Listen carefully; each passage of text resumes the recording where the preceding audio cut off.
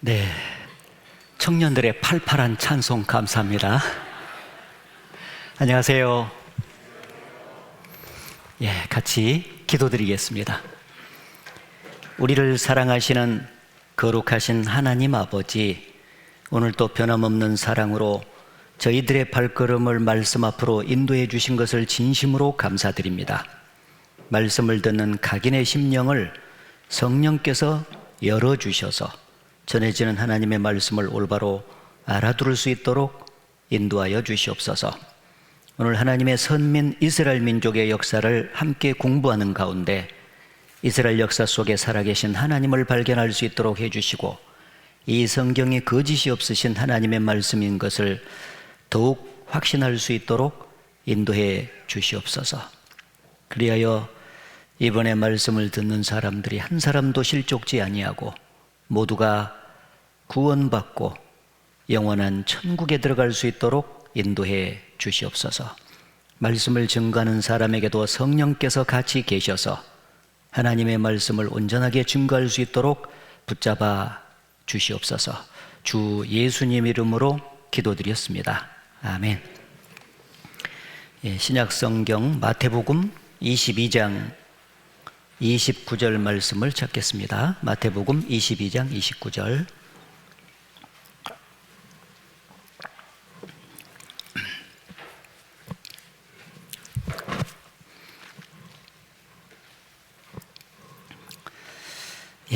찾으셨으면 같이 읽어보겠습니다.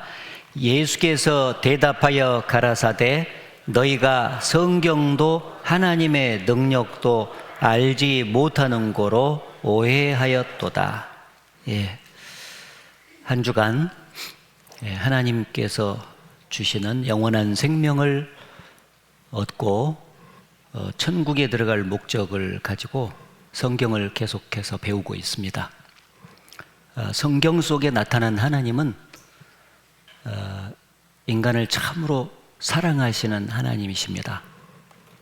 그래서 그 죄로 인해서 지옥 가는 것을 원치 않고 모두가 다 천국 가기를 원하셔요. 다 구원받고 천국 가기를 원하십니다. 그래서 구원받는 방법을 어렵게 구원받으라고 정해놓으면 구원받지 못할 것을 하나님이 잘 아세요. 그래서 인간 편에서 대가를 치르지 않고 값없이 구원받도록, 선물 받듯이 구원받도록 정해놓으셨습니다.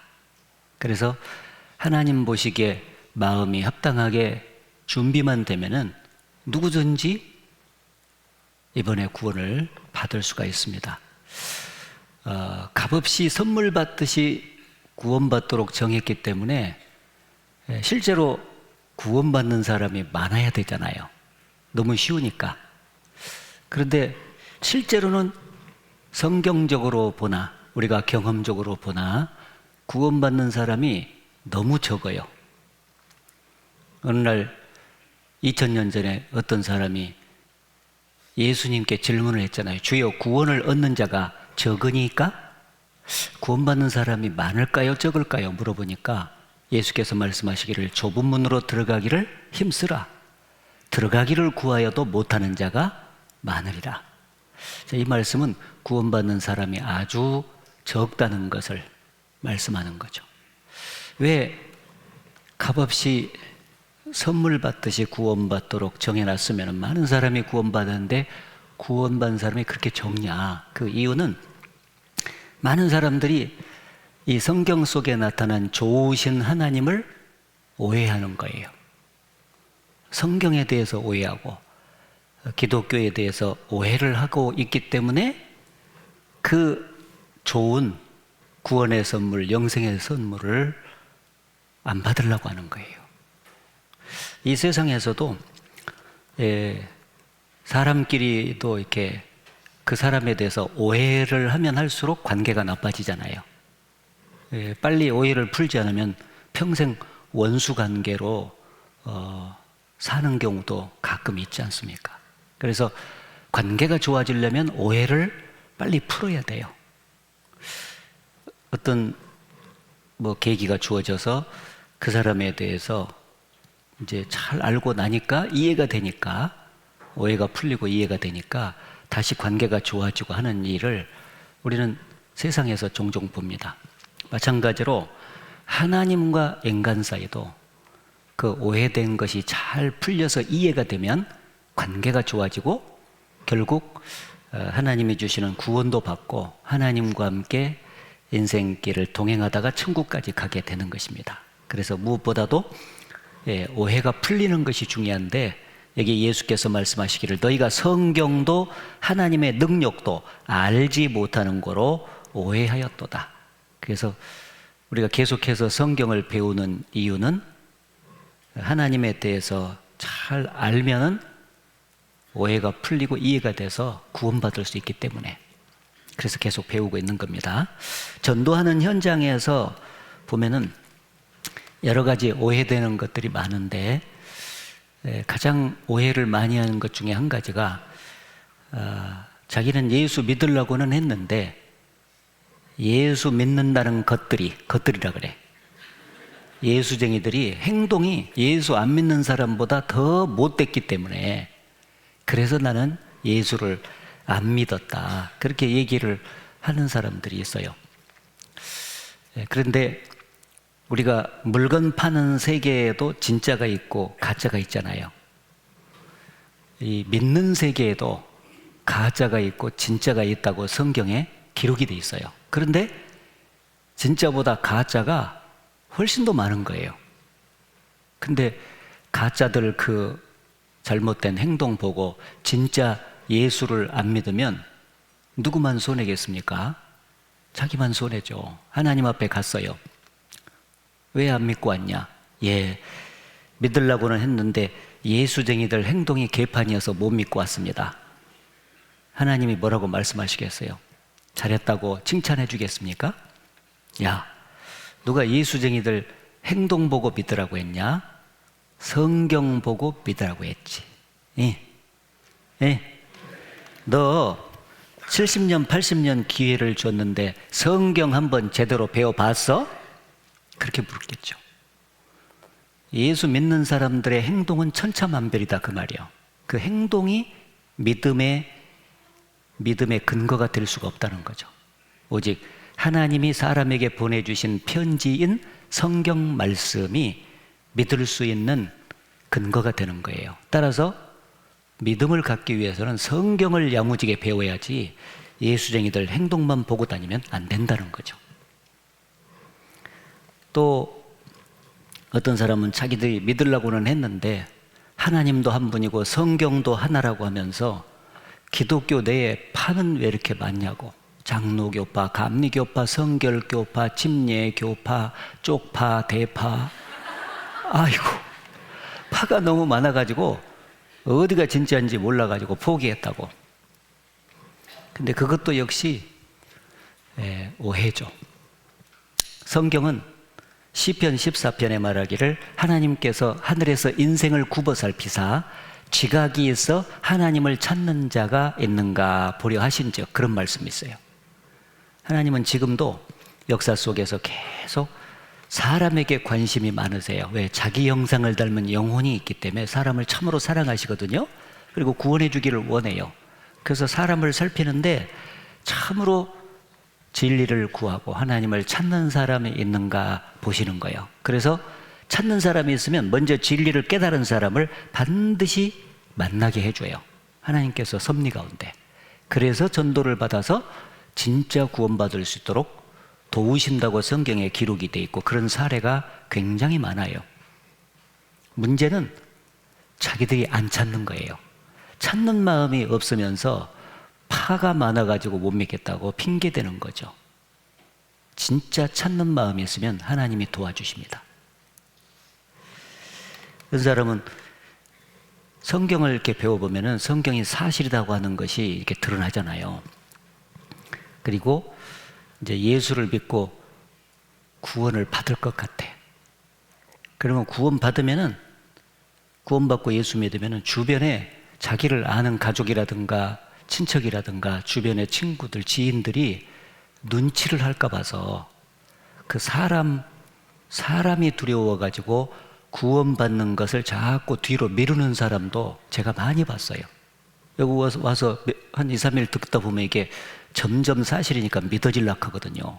아이고, 믿어질락 한다. 어찌했을까?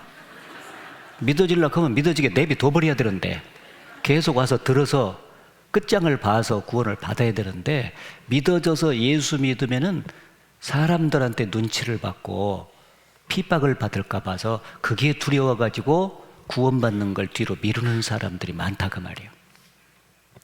근데 우리가 잘 아는 대로 옛날에 구더기 무서도 장은 담근다는 말이 있잖아요. 1년 음식 맛을 결정하는 게 장 담그는 일이에요, 옛날에는. 근데 그 장을 담그다 보면 구더기가 좀 끓어요. 그렇다고 해서 그렇게 중요한 장 담그는 일을 포기하는 사람이 있냐? 여러분, 인생길에 있어서 사람이 해야 될 일 중에서 가장 중요한 일이 하나님이 주시는 구원받는 일이에요. 영생을 얻는 일이에요. 근데 그 일을 하다 보면은, 구원받고 이제 살다 보면은 그 세계를 이해하지 하고 모르는 사람들이 태반이잖아요. 그러다 보니까 눈치도 하고 오해도 하여서 핍박도 하고 그런 일이 나타나요. 그렇다고 해서 가장 중요한 예수 믿고 구원받는 일을 뒤로 미뤄서야 되겠냐 그 말이에요. 안 되죠. 이 세상에서도 올바른 일을 쭉 해나가다 보면은 그것을 시기하는 사람도 있고 못마땅하게 생각해가지고 하는 사람도 있어서 그걸 반대하는 사람도 있고 말이죠. 그 일을. 그리고 그 일을 도와주는 척하고 속마음은 반대니까 와서 살짝 발을 뒤에서 걸어본 사람도 있고 그런 사람도 있잖아요. 그렇다고 해서 그 올바른 일을 포기해버리면은 무엇인가를 이룰 수가 없잖아요. 큰 일을. 그걸 뚫고 나가야지. 여러분, 예수 믿고 구원받는 일보다도 더 중요한 일은 없어요. 절대 사람 두려워서 뒤로 미루면 안 됩니다. 예수께서 말씀하시기를 마태복음 10장에 몸은 죽여도 영혼은 능히 죽이지 못하는 자들을 두려워하지 말고, 즉 사람을 두려워하지 말고 오직 몸과 영혼을 능히 지옥에 멸하시는 자를 두려워하라. 지옥이 있으니까 예수께서 지옥에 멸하시는 자라고 표현했죠. 몸과 영혼을 지옥에 멸하시는 그 심판하시는 하나님을 두려워해야 된다. 여러분, 죽음 이후에 여러분을 심판하시는 분은 사람이 아닙니다. 여러분이 예수 믿는다고 눈치하는 그 사람들이 여러분을 심판하는 게 아니에요. 여러분을 만드신 하나님이 심판하시는 거예요. 따라서 죽음 이후에 하나님의 심판을 알고 하나님을 먼저 두려워하는 삶의 태도가 있다면은 반드시 구원받고 천국 갈 준비부터 해놓고 살라고 하겠죠. 안 그렇습니까? 사람 두려워하지 마십시오. 어떤 사람은 나는 예수 안 믿어도 지금 얼마든지 잘 먹고 잘 산다. 예수 안 믿어도 사업도 잘 돼. 예수 안 믿어도 자식들도 잘 돼. 공부도 잘해. 그리고 돈도 잘 벌고 육신을 엔조이하면서 산다는 거예요. 근데 왜 내가 예수를 믿어서 주일마다 그 교회당에 갇혀가지고 속박을 받으면서 살아야 가냐고. 나는 예수를 믿더라도 죽기 5분 전에 믿으란다고.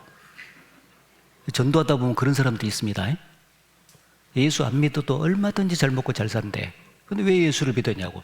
울릉 들어보면 그럴 것 같잖아요.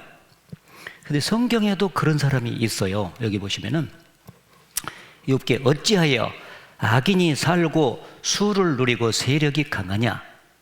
악인인데도 장수하고 세력이 강해요. 씨가 그들의 앞에서 그들과 함께 굳게 서고 자손이 그들의 목전에서 그러하구나. 자손들이 잘 돼요. 악인인데도.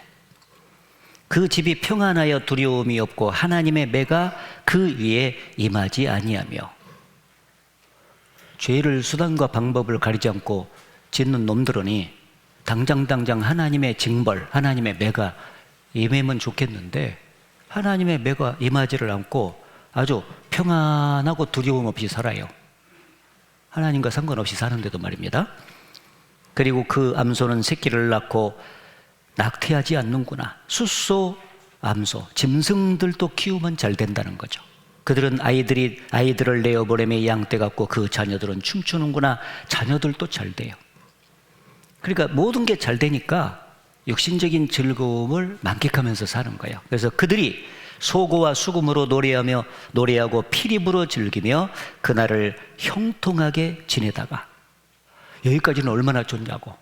그래서 죽으면 모든 것이 끝나니 목숨이 붙어 있을 때 육신을 즐겁게 하면서 잘 먹고 잘 살자. 노세 젊어서 놀아.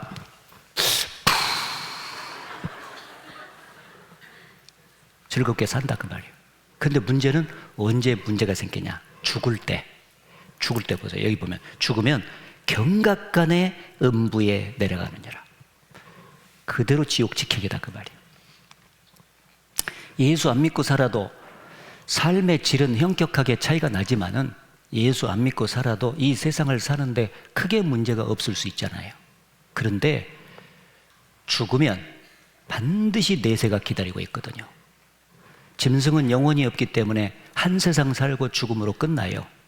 그러나 사람은 정확히 두 세상을 살아야 됩니다. 이 세상 7, 80년 짧은 한 세상, 죽음 이후에 영원한 내세, 두 번째 세상에 기다리고 있거든요. 근데 그 두 번째 세상을 영원한 지옥에서 사냐, 영원한 천국에서 사냐를 유일하게 결정하는 게 뭐냐? 하나님이 주시는 구원받는 거예요. 영생 얻는 거예요. 그런데 그것도 모르고 하나님 안 믿어도 육신이 잘 먹고 잘 산다고 큰 소리 치고 있으면서 믿으려면 죽기 5분 전에 믿는다고요? 그 구원이 그렇게 마음같이 받아지는 줄 아세요? 그런 사람들은 구원 받기가 어렵죠. 불가능하죠. 하나님이 다 마음을 보시는데 어떻게 그런 사람 구원해 주겠습니까? 생각해 봐요. 어떤 사람은 목사님, 우리 집안은 대대로 불교입니다. 대대로 유교예요. 대대로 천주교입니다. 근데 어떻게 나만 빠져나와서 구원받고 이렇게 교회를 다닐 수 있겠습니까? 조상 대대로 오는 그 종교를 나도 믿고 그쪽을 따라가야 되지 않겠습니까? 하고 얘기하는 사람도 있어요. 여러분, 따져봤어요? 그 종교의 신이 진짜 신인지 따져봤냐고요. 따져봐야 되죠. 이 세상에 바지 하나, 10만 원짜리 바지 하나 사기 위해서도 이 가게 가고 저 가게 가고 입어보고 뒤집어보고 까보고 그것도 또 안 사. 사람들은 작은 돈 들여가는 거 있잖아요. 그거 사는 것도 진짜 사고 짝퉁을 안 사고 좋은 거 살라고 그렇게 고르잖아요. 따져보고 확인해보고. 그런데 죽음 건너편에 영원한 천국에서 사냐 영원한 지옥에서 사냐, 이 문제는 이 세상의 어떤 결정보다도 귀중한 선택이고 결정이잖아요. 그런데 왜 안 따져봐요? 믿어도 진짜 신을 믿어야 될 것 아니냐고요. 진짜 신을. 가짜 신을 믿으면 부도 날 수밖에 없지 않습니까? 그래서 따져봐야 되죠. 이 성경을 계속해서 배우다 보면은 지금 우리가 따져보고 있지 않습니까? 진짜 신이 어떤 신인지, 성경에 하나님의 그 신이 맞는지 확인하고 있단 말이에요. 그래서 이번에 성경 속에 나타난 하나님이 진짜 신의 자격을 갖췄고 진짜 신의 증거를 보여주는 확실한 신이 맞으면은 그분을 받아들이고 그분을 믿고 그분이 주신 구원도 받고 그분이 주신 말씀을 따라서 살아갈 때 천국까지 갈 수 있지 않겠습니까? 그래서 성경 배우는 목적은 너희가 성경에서 영생을 얻는 줄 생각하고 성경을 상고한다. 그래서 예수 그리스도를 통해서 영생을 얻도록 하기 위해서 성경을 주셨습니다. 이번에 영생 얻기 위해서 성경 배우는데, 영생은 유일하신 참 하나님과 그의 보내신 자 예수 그리스도를 아는 것입니다. 정확히 알고 믿는 것인데 참 하나님을 알고 예수 그리스도를 알고 그러면 영생을 얻을 수 있습니다. 그래서 우리는 지금 첫날부터 내일까지는 4일간에 걸쳐서 성경에 나타나신 하나님이 진짜 참 하나님이 맞냐, 진짜 신이 맞냐, 그거를 확인해 가고 있습니다. 어제도 봤지만 참신을 검증하는 4대 절대 조건을 하나님께서 내걸고 그 자격을 갖췄다는 것을 입증해 주고 있어요. 첫째는 진짜 신이 되려면 창조자가 돼야 된다. 두 번째는 진짜 신이 되려면 역사를 직접 주관하시고 통치해 가시는 분이 돼야 된다. 세 번째는 사람에게 복과 화를 참으로 내릴 수 있는 자가 진짜 신이다. 다섯 번째는 죄에 빠진 인간을 지옥에서 건져서 천국으로 데려갈 수 있는 구원자가 돼야 된다. 정확히 네 가지의 자격 정도를 갖추면은 진짜 신이 맞아요. 그래서 우리는 이미 성경의 하나님이 창조자다라고 하는 것을 확인했고, 지금 어제 후반부부터 역사 주관자가 되신다는 것을 계속 배워가고 있어요. 내일까지. 성경대로 역사가 흘러가면 성경을 주신 하나님이 역사 주관자로서 살아계신 것이 맞잖아요. 예. 예. 예. 예.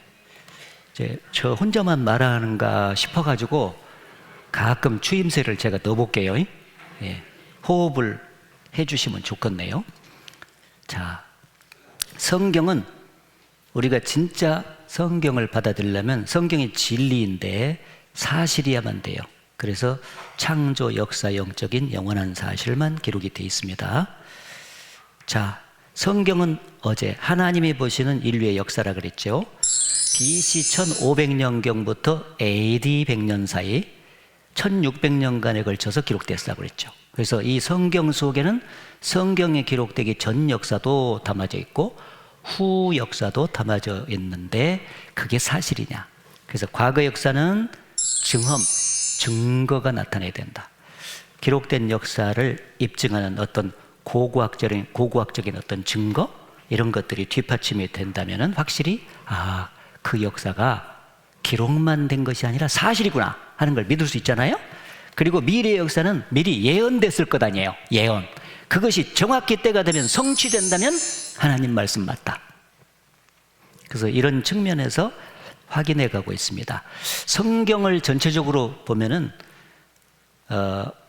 아담부터 시작해서 이스라엘 민족의 조상인 아브라함을 선택할 때까지의 그 시간은 주로 굵직한 세계적인 역사가 기록이 되어 있어요. 그리고 역사의 중간 부분은 이스라엘 민족을 중심한 세계 역사로 기록이 되어 있어요. 이스라엘 민족을 특별히 선택해서 그 민족을 통해서 하나님의 살아계심을 증거하는 거예요. 그리고 역사의 마지막 부분에 가면 또 세계적인 굵직한 역사가 예언되어져 있습니다. 마지막에 이런 역사가 있고 그 다음에는 이런 역사가 있고 제일 마지막에는 이렇게 역사가 끝이 날 것이다라고 미리 기록이 돼 있던 거예요. 천지창조의 역사가 사실이었고 에덴 동산, 노아 홍수, 이게 사실이었습니다. 그리고 소돔과 고모라 심판의 역사도 사실이었습니다. 어제 시간 관계상 바벨탑의 역사가 사실이었다는 것을 증거를 못 해드렸습니다. 예, 이제 여기까지 이제 배우고 오늘 이스라엘 민족의 역사를 배우고 내일은 이제 마지막 때 예언된 역사를 배우게 돼요. 다 성경대로 됩니다. 이 바벨탑의 역사는 그 하나님께서 전 세계에 흩어져서 살고 하나님 중심으로 살아라고 명령을 했는데 홍수 이후에 시간이 가면서 사람들의 마음속에 하나님이 잊혀져 가기 시작했어요. 그래서 하나님의 말씀을 불순종하고 그들이 함께 모여서 하나님을 도전하면서 탑을 높이 쌓아서 올라갔어요. 하나님께서 교만한 인간들을 심판하시기 위해서 당시까지 언어가 하나였는데 그 하나의 언어를 갑자기 기적을 일으켜서 여러 개의 언어로 혼잡을 시켜버렸어요. 뭐 여기 주로 한국말만 쓰고 계시는데 막 이쪽에는 뚱까 막 중국말 쓰고 말이죠. 일본말 쓰고 불란서말 쓰고 갑자기 여러 나라 말이 나온다면 그건 기적이죠. 그런 일이 일어나 버린 거예요. 그러니까 언어가 하나였었을 때는 탑을 잘 모아서 쌓는데 언어가 통하지를 않으니까 언어가 통하는 사람들끼리 흩어져서 살게 됐다. 그래서 그 이름을 바벨이라 했다. 그래서 바벨탑 그렇게 말해요. 그 바벨탑의 역사가 성경에 기록됐는데 그 사람들이 쌀 때 진흙벽돌과 역청을 발라가지고 쫙 쌌는데 놀랍게도 그 바벨탑을 쌓던 자리가 지금도 이라크에, 중동의 이라크에 기초 부분이 남아 있어요, 현재. 그래서 이 바벨탑의 역사가 사실이다. 홍수 이후에 노아의 세 아들로조차 백성이 온 땅에 퍼졌다. 성경에 노아의 세 아들은 셈과 함과 야벳이다, 그리 됐는데, 이 세계사 책을 보면 오리엔트 문명, 최초의 문명은 오리엔트 문명이다 그랬잖아요. 그래서 에덴 동산에서부터 시작이 됐는데, 거기에서부터 나중에 보니까 셈족, 함족, 야벳 쪽으로 흩어져 갔다. 그래서 요렇게. 그래서 이제 지금 3세기 인종에 살고 있잖아요, 지구상에. 그런데 이 성경에 가만히 보면 셈의 후손들, 노아의 세 아들 중에 셈의 후손들의 쭉 족보가 이렇게 흩어진 곳을 보면은 아시아 쪽으로 와서 살아요. 그래서 황인종의 조상이 됐고, 셈은. 그 다음에 함은 후손들이 아프리카 쪽으로 가서 살아요. 그래서 흑인종의 조상이 되고, 야벳은 그 후손들이 유럽과 아메리카 쪽으로 가요. 그래서 백인종의 조상이 된 겁니다. 그래서 요렇게 여기서부터 시작해서 황인종, 흑인종, 백인종. 그래서 3세기 인종의 시작은 노아의 세 아들로부터 정확히 시작이 된 것이 사실입니다. 그리고 흩어져 살다가 바벨탑 쌓을 때 이렇게 하나가 됐어요. 그 바벨탑은 이라크 알리 부근에 있었다. 역사의 아버지라고 불렸던 헤로도투스라고 하는 역사가가 BC 5세기경, 지금부터 2500년 전에 바벨탑에 대해서 언급을 하고 있어요. 그가 바벨탑은 헤로도토스가 기록한 내용을 보면은 8층으로 이렇게 이루어져 있다고 기록을 하고 있습니다. 그리고 크기가 90 가로 세로 높이가 90m씩으로 이루어졌다고 기록을 하고 있습니다. 실제로 그 이후에 독일의 고고학자가 콜데바이라고 하는 사람이 18년 동안 바벨론 유적을 발굴하는 과정 속에 바벨탑의 기초 부분이 남아있는 곳을 발견을 했습니다. 실제로 이렇게 남아있어요. 거기 가보니까 신할 평지에다가 바벨탑을 쌓았다고 했는데, 신할 평지의 고대 도시들 여러 곳에 남아있는 진흙 벽돌과 역청 유적들, 진흙 벽돌과 진흙과 역청으로 쌓았다고 했거든요. 근데 그게 지금도 남아있는 거예요, 이렇게. 그리고 언어학자들이 연구를 해보니까 현재는 여러 개의 언어인데 이렇게 가지를 쳐서 쭉 올라가다 보니까 옛날에는 언어가 하나였었다라고 하는 결론을 언어학자들이 낸 거예요. 그러니까 하나였었다가 지금 여러 개의 언어가 되었다. 이것이 언어학계의 정설이죠. 그런데 언어학자들은 그러면 어떤 사건에 의해서 언어가 하나였는데 언제부터 나눠졌냐? 그건 몰라요. 근데 역사를 쭉 다스리시는 하나님은 바벨탑 사태부터 언어가 그렇게 나눠져서 외국어가 생기게 되었다. 그걸 정확히 가르쳐 주셨습니다. 하나님은 역사를 다스리시는 역사 통치자가 맞기 때문에 모든 문제의 시작을 말씀하실 수가 있어요. 천지창조의 시작을 창세기 1장에 말씀했고, 인류 역사의 시작을 창세기 2장에 말했고, 인간 속에 죄가 어떻게 들어왔는지 죄의 시작을 창세기 3장에 기록을 했고요. 죄를 용서받고 구원받기 위해서 인간이 드려야 될 진정한 제사가 무엇인지를 창세기 4장에 기록했고요. 5대양 6대륙으로 나눠졌던 땅이 갈라진 시작을 창세기 10장에 말했고, 언어가 갈라진 시작을 창세기 11장 이 바벨탑에 말하고 있습니다. 사람이 궁금해하고 있는 모든 문제의 시작을 창조주의시자 역사주관자이신 하나님은 아시는 거예요. 예. 예. 예. 그래서 이 성경의 하나님이 진짜 신이 맞구나 하는 것을 성경을 배우면 배울수록 확신하게 되는 거예요. 자, 고고학이 성서 고고학이라고 하는 것이 나와 있는데, 이렇게 성서에 수많은 지명과 사건이 있는데 그걸 덧어서 실제로 발굴 작업을 하는 것을 성서 고고학이라 그래요. 해보니까 그쪽에서 유명한 분이 여기 넬슨 구루익이라는 사람인데, 지금까지 25,000번의 고고학적 발굴이 있었는데 성경을 비교해보라. 성경은 단 한 번도 틀린 적이 없다. 왜? 진짜 하나님의 말씀이고 사실이니까. 신화나 전설 같은 얘기가 없다는 거예요. 넬슨 크루 똑같은 그분이 말하기를 나는 30년 동안 한 손에는 성경을 한 손에는 삽을 들고 발굴 작업을 해오고 있다. 역사적 관점에서 나는 성경에 오류가 있다는 것을 전혀 발견하지 못했다. 지금까지 찾아낸 수십 가지의 고고학적 발굴들은 한결같이 성경의 역사적 기록들이 아주 정확하다는 것을 증거하고 있다. 고고학자들이 말한 거예요. 따라해보세요. 성경은 사실이다. 예, 정확히 창조했기 때문에 창조적인 사실, 역사를 다스려가기 때문에 역사적인 사실이 기록됐는데 그게 다 사실로 입증이 된다는 거예요. 자, 이제 우리 속에 있는 영을 통해서 하나님이 계신 걸 증거했고, 만물을 통해서 하나님이 계신다는 걸 증거했고, 성경의 역사적인 사실을 통해서 증거해가고 있고, 오늘 이제 하나님의 선민 이스라엘 민족을 통해서 하나님이 살아계신 것을 이제 증거할 참입니다. 지금 이 바벨탑 쌓던 자리가 하나님을 찾는 사람이 한 사람도 없이 다 떠난 자리예요. 거기서 하나님은 사람이 하나님을 떠나게 되면은 우상을 섬기게 됩니다. 왜 우상을 섬길 수밖에 없냐면은 사람 속에 영이 있고 영의 속성이 종교심이라고 하는 게 있잖아요. 신을 찾는 마음이 있는 거예요, 누구나. 근데 진짜 신을 떠나버리기 때문에 무엇인가를 신으로 받들어서 섬겨야 이 대리 만족이라도 할 수 있단 말이에요. 그래서 사람들이 하나님이 만드신 피조물에다가 신의 이름을 붙여서 섬기고, 또 형상을 깎아 만들어 가지고 그것에다가 섬기고, 별별 섬기는 작업이 있는 게 그게 종교예요, 종교. 그래서 하나님을 다 떠났습니다. 그래서 진짜 신이신 하나님이 볼 때 너무 답답하잖아요.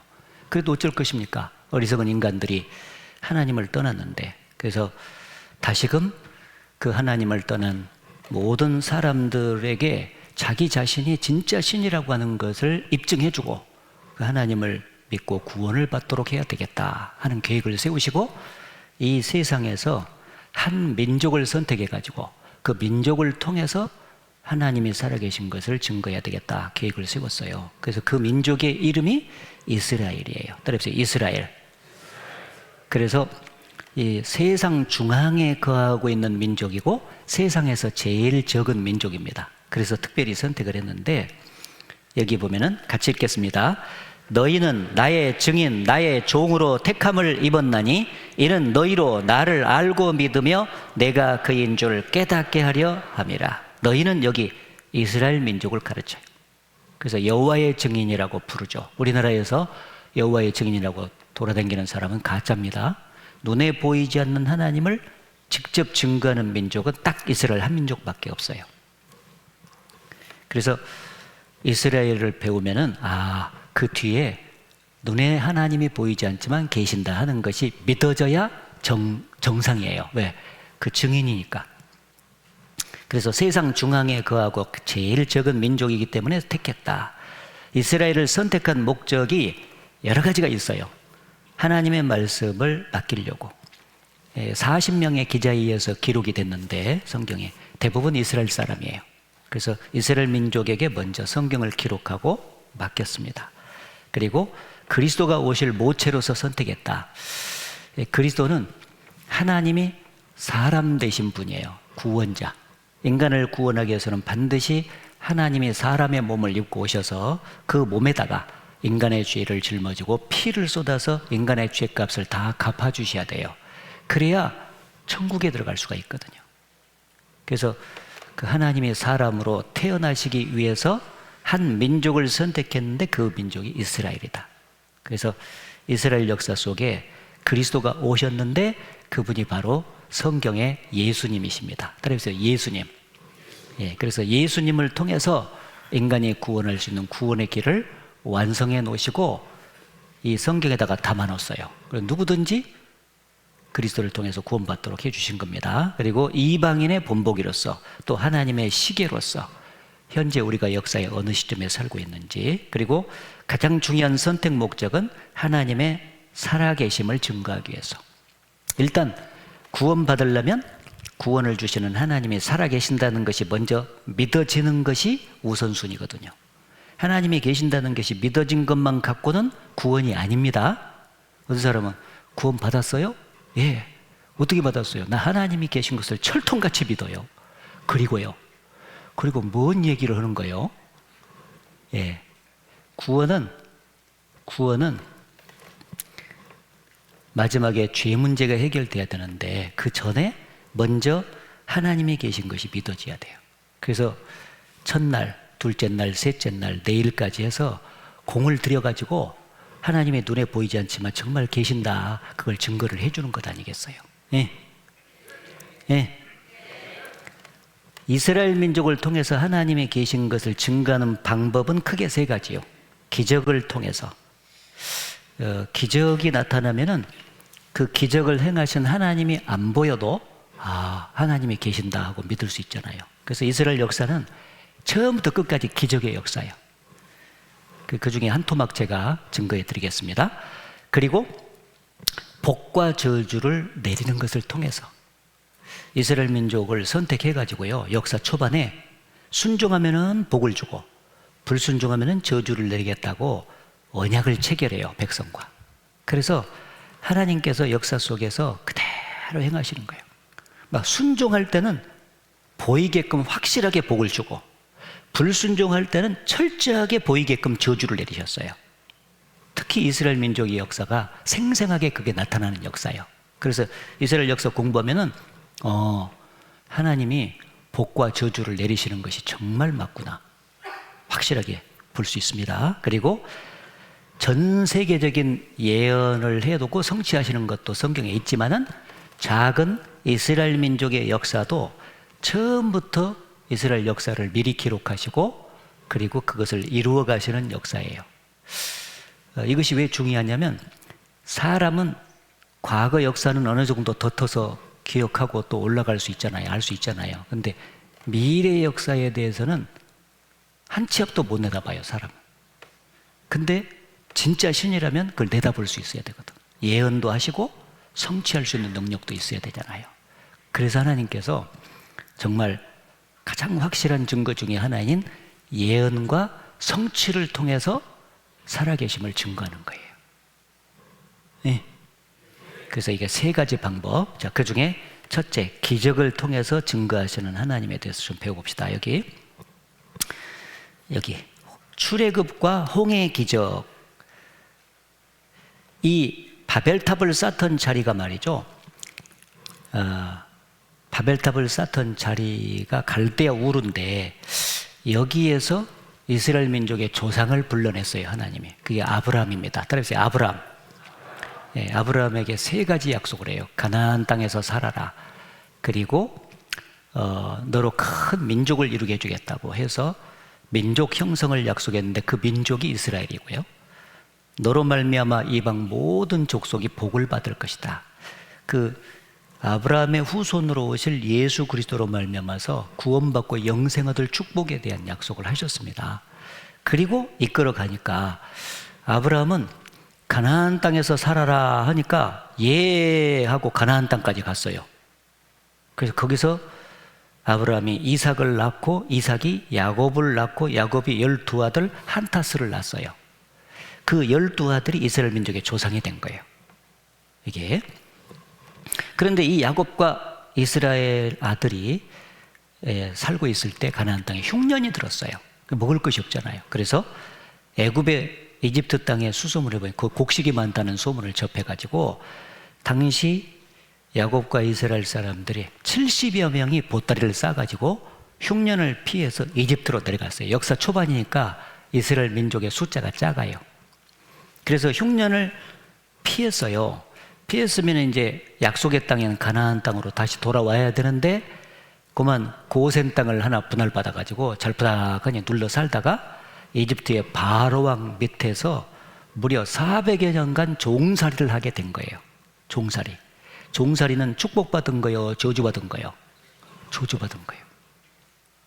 400년 끝에 너무너무 고통스러운 이스라엘 민족이 계속 하나님께 부르짖었어요. 우리는 하나님의 백성인데 가나안 땅에서 하나님을 섬길 수 있도록 해주셔야 되는데 어떻게 이렇게 노예 생활만 하냐고, 제발 우리를 구원해 달라고 하나님께 부르짖으니까 하나님이 모세라고 하는 사람을 보내가지고 그들을 전격적으로 구출을 해납니다. 여기가 이제 이집트의 고센 땅인데 400여 년 동안 노예 생활을 한 자리예요. 여기서 이스라엘의 가나안 땅으로 들어가야 되잖아요. 그런데 이집트의 이제 바로 왕한테 가가지고 모세가 이스라엘 백성을 놓아달라고 하니까 그 바로 왕이 놓아주겠어요? 잘 부려먹고 있는데. 그러니까 그걸 거부하니까 하나님께서 그 이집트 땅에다가 재앙을 10가지 재앙을 내렸는데 그게 다 이적이었어요. 이집트 사람들이 신으로 받들고 있는 것에다가 죄다 재앙을 내려버린 거예요. 재앙을. 그래서 그 재앙을 이적으로 내리는 것을 이집트 사람에게도 보여주고 이스라엘 사람에게도 보여줌으로써 그 이적을 내리신 하나님이 정말 살아계신다는 것을 입증한 거예요, 그들에게. 그래서 이집트 나일강을 피로 물들게 만드는 재앙부터 시작해가지고요, 개구리가 들끓는 재앙, 이가 들끓는 재앙, 파리 재앙, 악질, 독종, 우방, 메뚜기, 흑암, 마지막에는요 이집트 사람들의 큰아들만 골라가지고 다 죽여버리는 재앙. 이 재앙이 일어나니까 바로 왕이 항복을 했다고. 그래서 모세가 이스라엘 백성들을 그 이집트 땅에서 이제 건져냈어요. 처음에 한 70여 명 보따리 싸갖고 들어갔다 있잖아요. 400년 지난 후에 되니까 200만 명 이상으로 불어났어요. 계속해서 이집트 사람들이 애기 낳는 속도하고 이스라엘 사람들이 애기 낳는 속도가 완전 달라요. 이집트 사람들은 낳고 이 정도 되거든요. 이스라엘 사람들은 낳고 생육이 중다하고 번성했다. 그러니까 막 엄청나게 이스라엘 사람이 불어난 거예요. 그 200몇 명 이상 되는 이스라엘 사람들을 이제 구출을 해서 가나안 땅으로 들여야 되는데 빠져나오는데 홍해바다가 가로나 있었다고. 그 홍해바다를 건너야 가나안 땅까지 가거든. 건널 수가 없잖아요. 그래서 막 웅성웅성하고 있는데 뒤에서 이집트 바로 왕이 군사들을 이끌고 병거를 타고 막 잡으러 오는 거예요. 왜냐하면 부려먹을 때는 좋았는데 이제 다 나가버리니까 자기들이 일을 해야 되잖아요. 안 되겠다, 다시 잡아와야 쓰겠다, 그래 된 거죠. 그래서 막 잡아가려고 뒤에 오는데 진퇴양난의 상황이 벌어진 거예요. 거기서 하나님께서 이스라엘 백성들을 구출하기 위해서 또 한 번 기적을 행하셨어요. 어떻게? 모세가 지팡이를 홍해바다를 향해서 내미니까 바다가 뚜부토막처럼 막 쫙 갈라진 거예요. 물을 이렇게 갈라놓으면은요, 자연계 현상에서는 물이 공간으로 쏟아져야 되잖아요. 근데 물벽이 생기면서 안 쏟아지는 거예요. 하나님께서 틀림없이 갈라서 능력의 장중으로 바닷물을 탁 잡고 있는 거죠. 그렇게 갈라버렸습니다. 이렇게 갈라버렸어요. 그래가지고 이스라엘 백성들을 다 건져내고, 그리고 나서 이제 이집트 사람들이 이제 병거를 타고 이집트 바로 왕과 군사들이 막 쫓아오잖아요. 그래서 하나님께서 다시 물을 합쳐가지고 그 당시 바로 왕과 그 이집트 군사들을 홍해바다에서 전멸시켰습니다. 그 홍해바다의 기적을 통해서 한편으로는 이스라엘 사람들을 구원하셨고 한편으로는 하나님의 대적인 이집트 사람들을 완전히 심판하시고 멸망을 하신 거예요. 멸망시켜버린 거예요. 네. 성경을 보면 항상 하나님을 받아들이냐 거역하느냐에 따라서 구원과 심판이 명확하게 갈라지면서 결정이 돼요. 여러분도 지금 선택의 기로에 놓였어요. 이번에 그리스도를 통해서 구원받는 이 도리를 정확히 받아들여서 구원받을 수도 있고 끝까지 배척해서 심판받고 형벌받을 수도 있고 둘 중에 하나예요. 아무튼 이 기적이 이렇게 일어났는데 성경에 기록이 되어 있습니다. 여기 모세가 바다 위로 손을 내어민데 여호와께서 큰 동풍으로 밤새도록 바닷물을 물가기신 물이 발라져 바다가 마른 땅이 된지라. 이스라엘 자손이 바다 가운데 육지로 행하고 물은 그들의 좌우에 벽이 되니, 벽이 됐다고 그랬죠. 기적이에요. 안 쏟아진 거예요, 공간으로. 여기 보면은 이제 애굽 군대를 보시고 군대를 어지럽게 하시며 그 병거바퀴를 벗겨서 달리기에 극난하게 하셨다. 그러니까 이제 이스라엘 민족을 구원하고 나서 이집트 사람들이 막 홍해바다를 향해서 막 병거바퀴를 타고 두르잖아요. 근데 하나님께서 군대를 어지럽게 하시며 그 병거바퀴를 벗겨버렸다 했죠. 하나님이 기적을 일으켜 병거바퀴를 다 벗겨버린 거예요. 그리고 물로 다 덮어버린 거예요. 도망갈 수 없도록 만들어가지고 기적이 나타난 거예요. 그래서 여호와께서 애굽 사람들을 바다 가운데 엎으시니 물이 다시 흘러 병거들과 기병들을 덮되 그들의 뒤를 쫓아 바다에 들어간 바로의 군대를 다 덮고 하나도 남기지 아니하였더라. 하나도 남기지 않았다. 그래서 이 기적의 홍해바다의 역사가 있었는데 이 기적의 역사가 과연 사실이냐?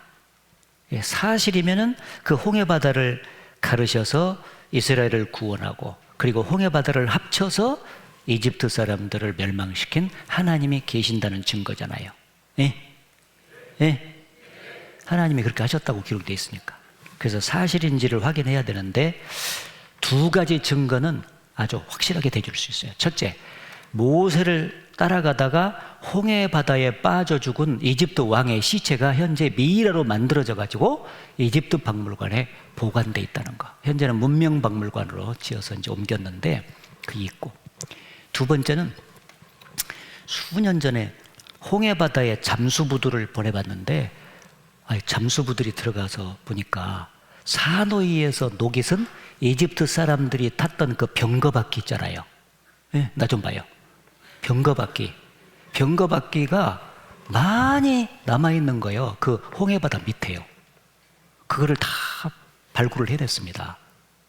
세상에. 아까 하나님께서 홍해바다로 들어온 이집트 사람들의 병거바퀴를 벗겨서 달리기에 극히 어렵게 해놓고 덮었다고 돼 있지 않습니까? 근데 그 병거바퀴들이 지금도 남아있다니까. 그러니까 아주 확실하죠. 보여드릴게요. 여기 이집트 박물관이고 제가 99년 성지 순례 때 가서 확인을 했습니다. 이 미라들이 현재 문명박물관으로 옮겨졌습니다.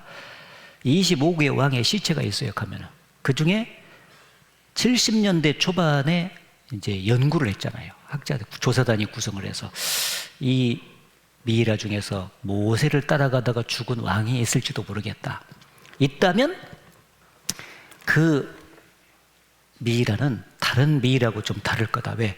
물에 빠져 죽은 시체를 건져갖고 미이라로 만들었을 테니까 표면이라든지 이런 것들이 정상적으로 죽은 미이라고는 좀 다를 것이라는 착안상을 갖게 된 거죠. 그래서 확인해 보니까 정말 달랐어요. 메르네프타는. 다른 미이라들은 얼굴 색깔이 좀 거무튀튀해요, 대개가. 저도 그 들어가가지고 막 오래 못 있게요, 그거는. 그래서 순식간에 쫙 봐야 돼요. 보니까 다 거무튀튀한데 이 메르네프타만 색깔이 흰색이에요. 소금기가 덮여 있고 그리고 귀가 뜯어먹혀 있다. 귀만 뜯어먹기를 왼쪽 팔 앞까지 훼손됐죠. 이 물고기가 확실하게 잡쌌다는 증거지. 그렇죠? 잡쌌어. 그리고 이 사람 비문까지 딱 거기 남아 있습니다. 여기. 그래서 이 모세를 따라가다가 홍해에 빠져 죽은 왕의 시체가 지금도 보관이 그대로 돼 있는 것을 통해서 홍해 바다가 갈라진 역사가, 기적의 역사가 사실이네, 그걸 알 수 있고, 또 그들이 홍해 바다를 건넌 장소까지도 현재는 고증이 돼 있어요. 이 누에이바라고 하는 곳에서부터 사우디 학글로 건넜습니다. 그 자리가 지금. 그래서 쭉 나오면서 이게 홍해 바다인데 건너기 전에 누에이바라고 하는 그 넓은 장소에서 운집을 해가지고 200만 명 이상이, 여기는 여의도 면적의 4.5배니까 여의도에 100만 명 정도가 운집을 해가지고 과거에 빌리그리암 목사의 말씀을 들었으니까요. 충분히 여기에 200만에서 250만 명 정도는 들어갔죠 말이죠. 그래서 여기에서 건넜다. 그래서 색깔을 쭉 보면은요, 좀 진하잖아요. 진한 곳은 깊은 곳이에요. 그렇죠? 그럼 옅잖아요, 옅어. 그래서 이 옅은 곳으로 있잖아요. 얕은 곳으로 건너야 되지 않습니까? 만약에 깊은 곳으로 오면 어쨌든지 막 굴러서라도 내려갔다고 합시다. 이쪽에서 어떻게 올라가겠어요? 유아까지 다 동원하고 짐승들도 데리고 갔는데 말이죠. 하나님께서 이것을 기가 막히게 골라서 인도하신 거죠. 그래서 길이 12km, 폭 6km 정도를 갈랐습니다. 쫙 갈라가지고 양쪽이 이 깊이 보세요. 이렇게 이쪽은 푹 들어갔지 않습니까? 양쪽은. 그런데 이렇게 아주 나참막한 곳으로 해가지고 골라가지고 하나님께서 이렇게 다 건넜어요. 경사도가 완만하게 내려갔다가 완만하게 올라가는 곳을 고른 거죠. 하나님 인도하신 겁니다. 이렇게. 그리고 거기에 보면은 아까 누에이바라고 하는 곳과 사우디 학글이 이렇게 있는데, 솔로몬 왕이 그 이스라엘 민족의 출애굽을 기념을 해가지고 홍해바다를 양쪽에다가 기둥을 이렇게 세워놨어요. 그래서 누에이바 쪽에는 기둥이 남아 있는데 사우디에서는 그 기둥을 뽑아버리고 깃발만 꽂아놨습니다. 현재 고고학적으로 전부 다 입증이 되죠. 말씀드린 대로 홍해바다를 잠수부두를 쫙 보내보니까 잠수부대 갔잖아요. 사노이에서 녹이선 병거바퀴가 많이 발견된 거예요. 이 보십시오. 이렇게 이런 병거바퀴지 않습니까? 이게 이런 바퀴들이 굉장히 많아요. 이 바퀴들이 이렇게 누인 거죠. 이렇게. 예. 그래서 이것들을 쭉 건져내 가지고 깨끗하게 정리를 해서 확인해 봤더니 역사 속에서 이집트 사람들이 군사들이 탔던 그 병거 바퀴와 정확하게 일치한다는 것이 고증이 됐죠. 정확하게 일치한 거다 이게. 자, 그래서 두 가지 확실한 증거 입증되죠.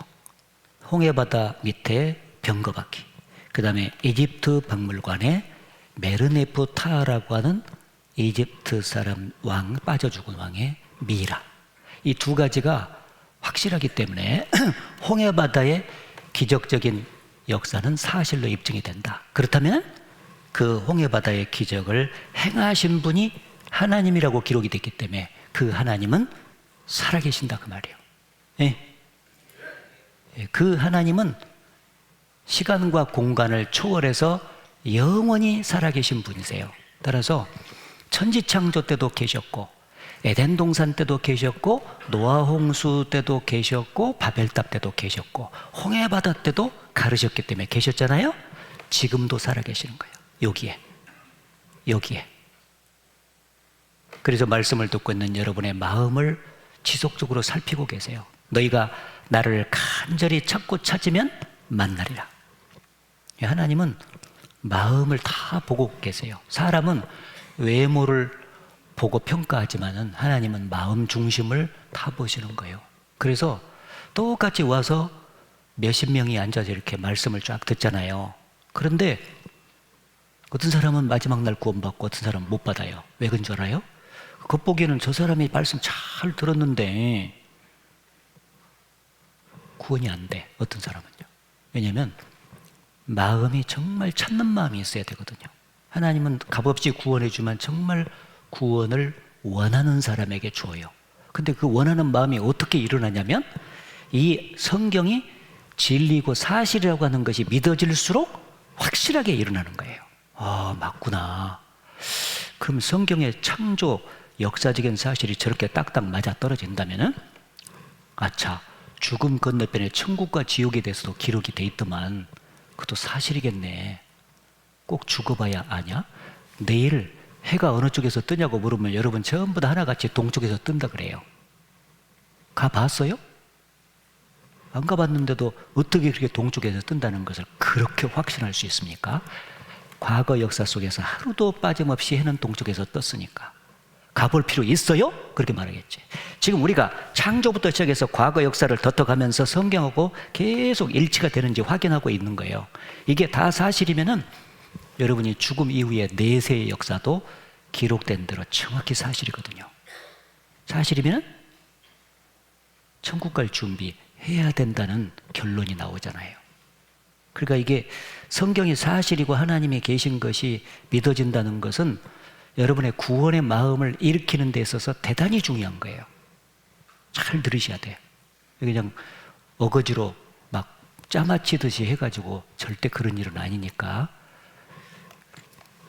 자, 기적이 많이 있는데 그 중에 대표적인 거 하나만 이제 보여드렸습니다. 그리고 지금도 이제 이스라엘 백성이 홍해바다에서 건너가지고요, 시내산이라고 하는 곳 밑에서 1년 동안을 지냈거든요, 성경에 보면. 그래서 그 시내산이 지금도 발견이 되는데, 그 시내산에서 하나님께서 불 가운데서 말씀을 하신 내용이 나와요. 여기 보시면은 신명기 4장에 보면 산 아래서니 그 산에 불이 붙어 화염이 충천하고 유암과 구름과 흑암이 덮였는데 여호와께서 화염 중에서 너희에게 말씀하시되, 그 막 우레가 치고 막 불이 붙고 산에 말이죠. 그러면서 막 하나님이 말씀을 하시니까 백성들이 너무 무서운 거예요. 그래서 거룩하신, 죄와 타협치 않는 거룩하신 분이라는 것을 그렇게 막 보여준 거거든요. 근데 그 일이 실제로 있었던 거예요. 신명기 5장에서 산이 불에 타며 그랬죠. 그랬는데 오늘날 시내산을 가보니까, 아라비아에 있는 시내산에 가보니까 여기 정상 부분이 이렇게 시커멓게 타 있는 거예요. 이렇게 성경대로 3,500년 전에 기록이 났는데 그대로 지금 보존이 돼 있지 않습니까? 현재 시커멓게 불이 탄 거예요, 이게. 그리고 이스라엘 민족이 광야에 생활할 때 이 물이 나오는 것이 없으니까 반석을 명해가지고 물이 나오라 그러면요, 반석이 다 깨지면서 물이 막 콜콜콜 막 솟아난 거예요. 어떻게 반석에서 물이 나겠습니까? 기적이 나타난 거죠. 그런데 여기 보면 반석에서 물이 나서 반석을 쪼개서 물을 먹었다고 돼 있거든요, 성경에. 틀림없이. 그 기적이죠. 그런데 가보니까 쪼개진 반석이 지금도 있고, 여기서 물이 흘렀는데 물이 이렇게 흐른 자국이 이렇게 나와 있어, 아직도. 이렇게 밑에가 가보니까. 예. 예. 그리고 그 밑에서 금송아지를 섬겼다는 내용도 나오는데 그 단도 그대로 지금 있고 제단도 있고요. 그리고 백성이 주거했던 흔적들, 그리고 그들이 가져와 있던 촛대를 그렸던 것이라든지 이런 그림들이 많이 있어요. 홍해바다가 갈라진 기적을 경험했다는 내용도 글로 새겨져 있어요. 이걸 쭉 보면은, 아, 이스라엘 역사는 성경의 기록만 된 게 아니라 진짜 사실이었구나. 기적의 역사를 그들이 쭉 밟아갔는데 사실이 맞구나 하는 걸 알 수가 있죠. 그래서 신명기 4장에 보면은 이런 말씀이 있습니다. 어떤 신이 와서 시험과 이적과 기사와 전쟁과 강한 손과 편팔과 두려운 일로 한 민족을 다른 민족에게서 인도하여 낸 일이 있느냐? 하나님은 지금 이스라엘 민족을 이집트라는 민족에서 인도에서 구원을 해냈잖아요. 그렇게 했는데 나같이 한 신이 어디가 있느냐 물어보는 거죠. 이는 다 너희 하나님 여호와께서 애굽에서, 이집트에서 너희를 위하여 너희의 목전에서 행하신 일이라. 같이 읽겠습니다. 이것을 내게 나타내심은 여호와는 하나님이시요 그 외에는 다른 신이 없음을 내게 알게 하려 하심이니라.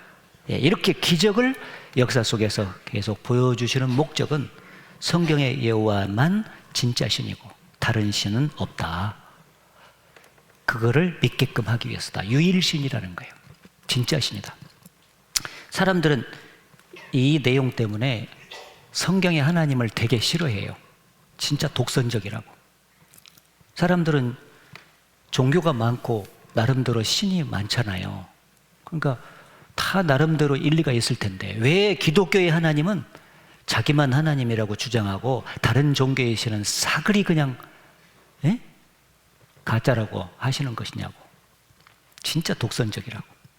그래서 나는 기독교가 싫다고. 저도 옛날에 성경 배우기 전까지는 그렇게 생각했거든요. 그런데 나중에 쭉 성경 배우니까, 아, 하나님이 천지 만물을 창조한 진짜 신이 맞으면 성경의 하나님만이 신이 맞구나. 나 외에 다른 신이 없다고 말하는 게 맞구나. 그죠? 내가 난 아들이 둘이 있는데 이 아들한테 내가 말할 수 있겠죠.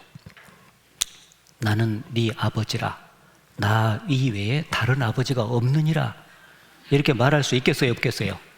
그렇게 말한다고 해서 아들이 에이 아버지 독선적이네. 아버지 같은 남자들이 아파트도 많고 전 세계적으로 남자들이 그렇게 많은데 왜 아버지만이 내 아버지라고 주장하냐고. 진짜 독선적이네. 이렇게 말하면 이상하죠? 이? 여러 명의 남자가 합작을 해서 아들을 낳는 게 아니잖아요. 아들을 낳은 아버지는 한 분밖에 없어요. 마찬가지로 천지 만물을 창조한 창조주, 인간 역사를 다스리시는 창조주는 한 분밖에 없는 거예요. 그래서 성경에 하나님이 진짜 신의 자격을 갖췄다는 것을 지금도 증거해주고 있는 거잖아요. 그게 맞으면 하나님 이외에 다른 신이 없는 것입니다. 그건 전혀 독선적이 아니에요. 진리죠. 아버지가 저 외에 다른 아버지가 없는 것처럼 말이죠. 예? 예? 민족을 통해서 하나님이 정말 살아계신다는 것이 믿어지는 것이 아주 중요해요. 그래서 세 가지 방법인데 기적을 통해서는 샘플로 하나 보여드렸고요. 지금부터는 복과 저주를 내리는 것을 통해서 복과 저주를 내리시는 하나님이 살아계신다 하는 것을 믿게끔 도와드리겠습니다. 신명기 28장인데 이 말씀은 이스라엘 민족이 광야 생활을 거의 끝낼 즈음에 하나님이 이스라엘 민족과 언약을 체결하시는 내용이에요. 뭐냐? 네가 이스라엘 민족 네가 내 하나님 여호와의 말씀을 순종하면 이 모든 복이 네게 임하면 네게 미치리니 내가 들어와도 복을 받고 나가도 복을 받을 것이니라. 요약하면 하나님 말씀에 순종하면 복을 받을 것이다. 반대도 있어요. 네가 만일 내 하나님 여호와의 말씀을 순종하지 아니하여 내가 오늘날 네게 명하는 그 모든 명령과 규례를 지켜 행하지 아니하면, 즉 여호와의 말씀을 불순종하면 그 말이죠. 이 모든 저주가 네게 임하고 네게 미칠 것이니 내가 들어와도 저주를 받고 나가도 저주를 받으리라. 말씀에 불순종하면 저주를 내릴 것이다. 그래서 하나님이 이스라엘 민족과 맺은 언약은 하나님의 말씀을 두고, 이 성경 말씀입니다. 말씀에 순종할 때는 복 받고 불순종할 때는 저주를 받게 된다. 화를 당할 것이다. 그렇게 할래 하니까 이스라엘 백성이 아멘 그렇게 하겠습니다. 언약이 체결됐어요. 그러니까 이스라엘 역사 속에 하나님이 참으로 살아계신 것이 확실하려면요, 순종할 때 무조건 복을 내리셔야 돼. 하나님 편에서. 불순종할 때는 무조건 화를 저주를 내리셔야 돼요. 그러면 계약된 대로 행하신 하나님이 계신다는 게 믿어지잖아요. 근데 만약에 이스라엘 역사를 봤더니 순종을 했는데 거꾸로 저주를 받아본다든지, 불순종을 했는데 거꾸로 복을 받아본다든지, 이런 역사가 한 토막이라도 있으면 하나님 안 계시는 거예요. 그런데 이스라엘 역사를 공부해 보면은요, 그대로 순종복 불순종 역사가 역사 속에 그대로 반복됩니다. 그래서 이 성경의 4분지 3이 구약 성경, 4분지 1이 신약 성경인데 4분지 3의 구약 성경의 대부분이 이스라엘 민족의 역사를 기록하고 있어요. 샘플 민족이에요. 제가 먼저 공부를 했는데 요약을 해봅시다. 정말 순종할 때 복 받고 정말 불순종할 때 저주를 받았는지 확인을 해보자 그 말이에요. 아브라함, 이스라엘 민족의 조상이죠. BC 2000년이니까 지금부터 계산하면 약 4000년 전에 갈대아 우르에서 선택을 함으로써 이스라엘 민족이 시작됐죠. 역사가 이삭을 낳고 이삭이 야곱을 낳고 야곱 시대에 흉년을 피하기 위해서 애굽 땅, 이집트 땅에 들어갔다가 400년 동안 종살이를 했죠. 그리고 종살이 끝에 그들을 모세를 보내가지고 그들을 건졌어요. 구원해냈어요. 홍해바다의 기적을 체험하게 해가지고 그들을 건졌습니다. 그리고 그 이후 이제 광야 생활부터 시작해서 쭉 역사가 이제 진행이 되는 겁니다. 그래서 첫 번째 시대가 광야 시대예요. 그러니까 이 시나이 반도라는 광야인데 여기서 이스라엘 민족은 40년 동안 광야 생활 속에서 고난을 받으면서 방황을 하게 됩니다. 그러면 이 홍해 바다를 건너가지고 요 가나안 땅까지 쭉 가면은 그냥 10하루길이면 간다고 돼 있어요. 11일 걸려, 11일. 근데 이스라엘 민족은 40년이나 걸린 거예요. 40년 아니라 뭐 4,000년이라도 이 광야라고 하는 이 땅이 축복의 땅이면 복을 받은 거라고 말할 수 있겠지만은, 가보면은 이 시나이 반도라는 광야는 정말 저주받은 땅이에요. 나무 한 그루 풀 한 포기가 찾기 어려워요. 메마른 사막인데 섭씨 40도의 고열이라 계속해서 뜨거운 태양이 내리쬐입니다. 제가 성지순례 때 홍해바다를 건너서 요 시나이 반도를 가는데 가이드가 같이 함께한 사람들을 한번 내려주더라고요. 광야의 맛이라도 한번 봐라고. 그런데 진짜 내렸는데 거짓말 안 보태고 머리에서 샘이 터지는 줄 알았어요. 내리자마자 버스 내에는 에어컨이 가동이 되잖아요. 선선하게 가다가 너무 뜨거우니까 막 비 오듯이 막 땀이 쏟아지더라고. 그래서 얼마 못 있고 금방 다 에어컨 있는 쪽으로 다 들어와 버렸죠. 그런 광야에서 이스라엘 민족이 40년을 보냈습니다. 왜 10하루길이면 가는 길을 40년 동안이나 광야에서 뺑뺑이를 뚫듯이 방황을 하고 고난을 받았을까? 그들은 하나님의 말씀을 지속적으로 불순종을 했어요. 광야에서는 하나님께서요, 기적적으로 그들을 보호하셨거든요. 농사를 지을 수 없으니까 광야의 하늘에서 만나를 매일같이 내려서 그 하늘 양식을 매일매일 먹고 살 수 있도록 도와주신 거예요. 그 기적이었습니다. 보편적인 인생길에서는 땅을 파서 농사를 지어서 먹잖아요. 근데 사막이니까 먹을 것이 없으니까 하나님이 직접 하늘 양식으로 먹이신 거예요. 매일매일 기적이었어요, 그들은. 그리고 말씀드린 대로 목이 마르었을 때 반석에서 물을 내가지고 직접, 기적이죠? 먹이신 거예요. 그들은 어디서 옷을 새로 해 입을 데가 없잖아요. 40년 동안 그런데 신발이 부르트지 않게 만들어준 거예요. 발이 부르트지 않도록. 40년이나 그들이 광야 땅을, 메마른 땅을 걷는데도 발이 손상을 입은 사람이 없었다니까요. 그렇게 보호를 했어요. 낮에는 구름기둥, 밤에는 불기둥으로 보호를 하고 하나님이 직접 이적적으로 살아계신다는 것을 매일같이 보면서 그들은 살았거든요. 그럼에도 불구하고 그들은 지속적으로 하나님의 은혜를 잊어버리고 불순종하기를 반복했던 거예요. 그래서 하나님은 백성들을 사랑하잖아요.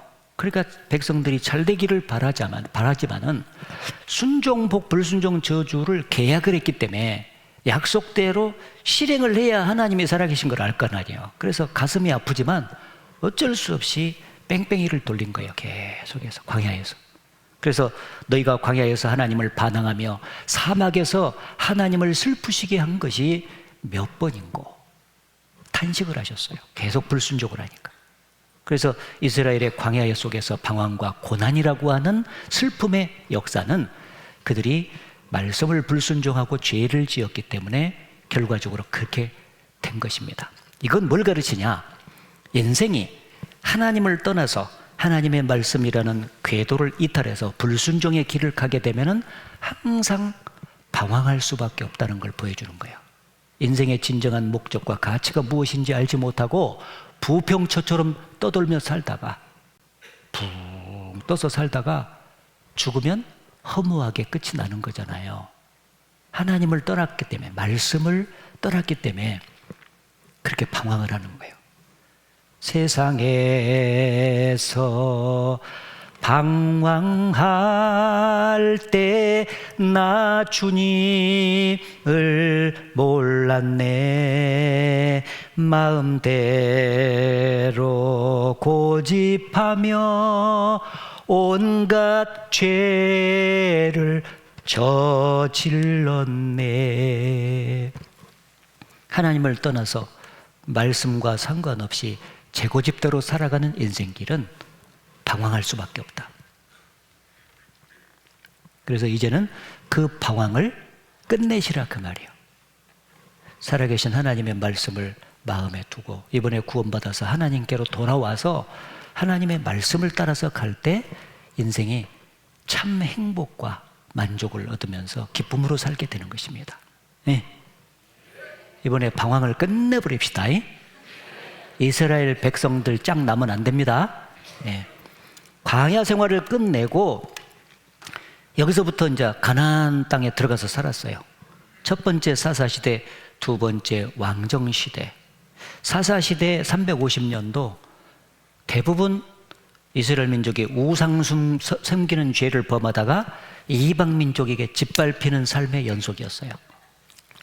우상을 섬기니까 하나님 보시기에 합당치 않는 죄를 범하고 불순종을 했잖아요. 그러니까 마음이 아프지만 어쩔 수 없이 그들에게 저주를 내려야 돼. 그래서 이방인들을 일부러 강대하게 만들어서 짓밟게 만드는 거예요. 그래서 어떤 때는 8년, 어떤 때는 20년, 어떤 때는 40년간 짓밟은 거예요.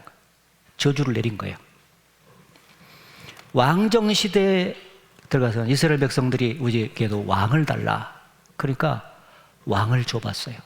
그래서 왕정시대가 쭉 이랬는데 이스라엘 왕정시대 전 역사 속에서 순종을 잘했던 왕을 꼽으라 그러면 손가락으로 몇 꼽지를 못해요.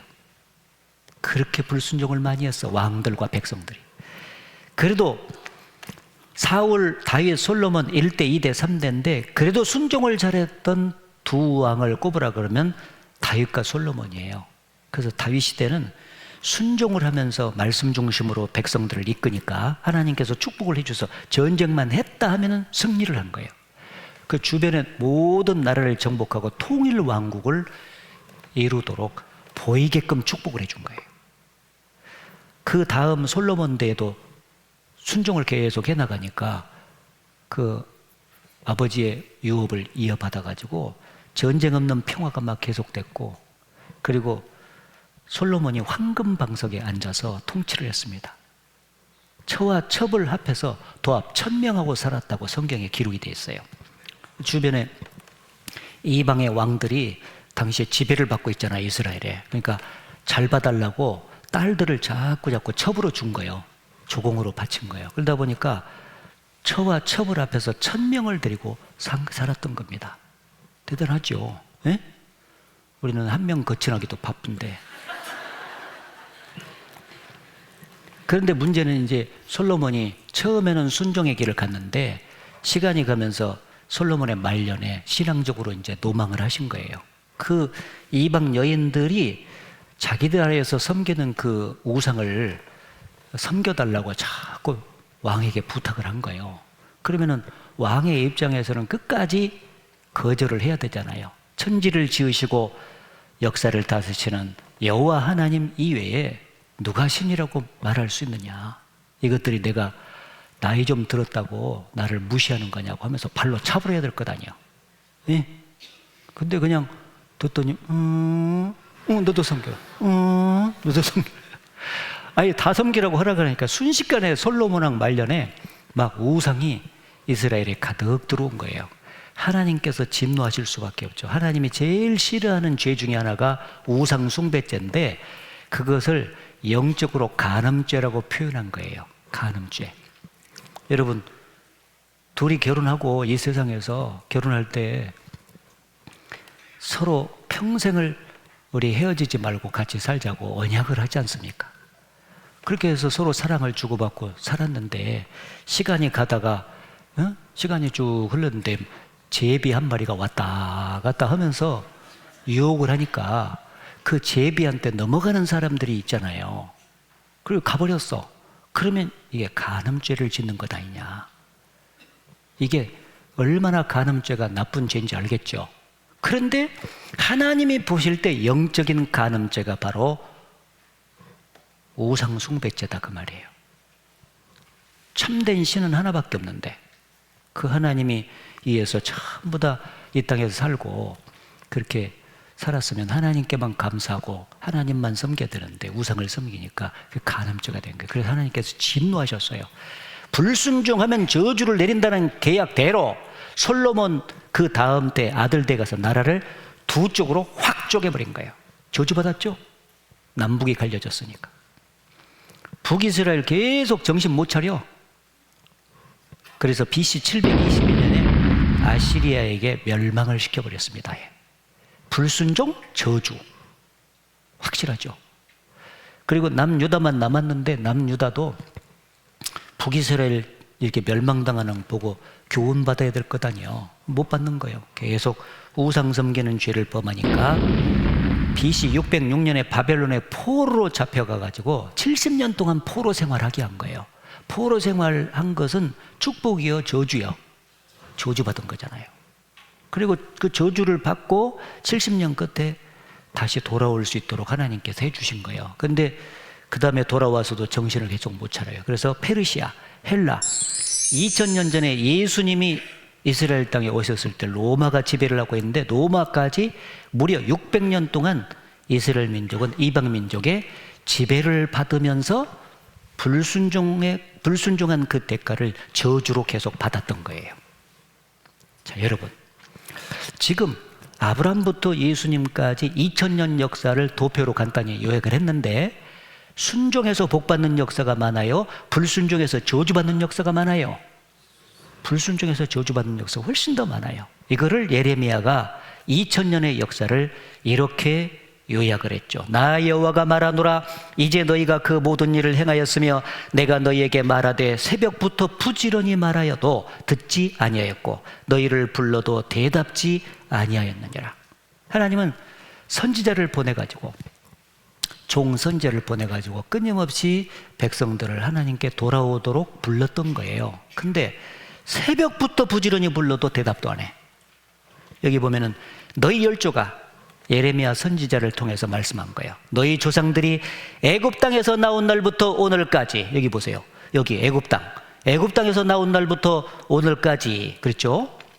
내가 내 종 선지자들을 너희에게 보내었을 때 부지런히 보내었으나 너희가 나를 청종치 아니하며 귀를 기울이지 아니하고 목을 굳게 하여 너희 열조보다 악을 더 행하였느니라.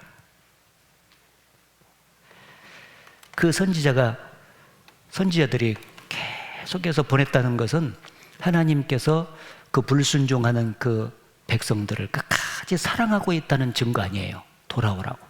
그래서 선지자들이 주도적으로 여러 가지 말을 전했지만은 주도적인 메시지는 요약하면 딱 한 가지죠. 이제는 그 우상을 버리고, 그건 가짜 신이니까 그걸 버려버리고 정말 살아계신 하나님께로 돌아와라. 따라해서 돌아와라. 그 메시지를 전했던 거예요. 근데 그들은 그 진실하게 외친 선지자의 하나님의 메시지를 계속해서 거부하고 강팍하게 불순종을 계속했던 것입니다. 그래서 그들은 역사 속에서 저주를 받았어요.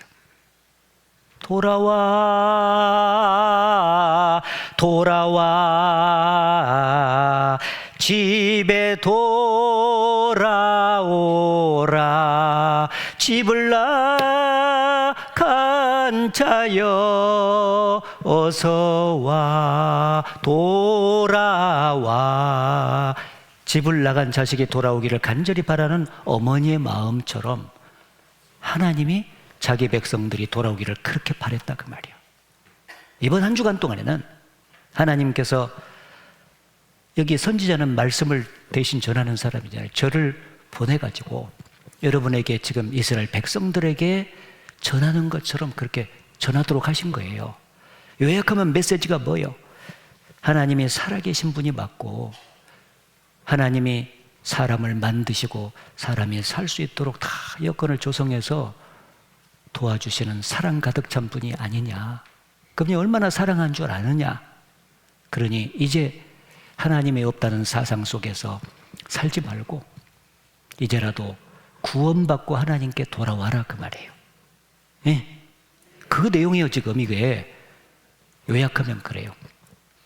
이번에 꼭 하나님의 그 간절한 그 호소, 돌아와서 같이 살자고 하는 그 마음을 외면하면 안 된다 그 말이에요. 잘 듣고 이번에 꼭 구원받아서 하나님께 돌아와서 하나님을 마음에 모시고 그리고 평생 살다가 천국까지 가서 또 영원히 살아야 되지 않겠냐 그 말이에요.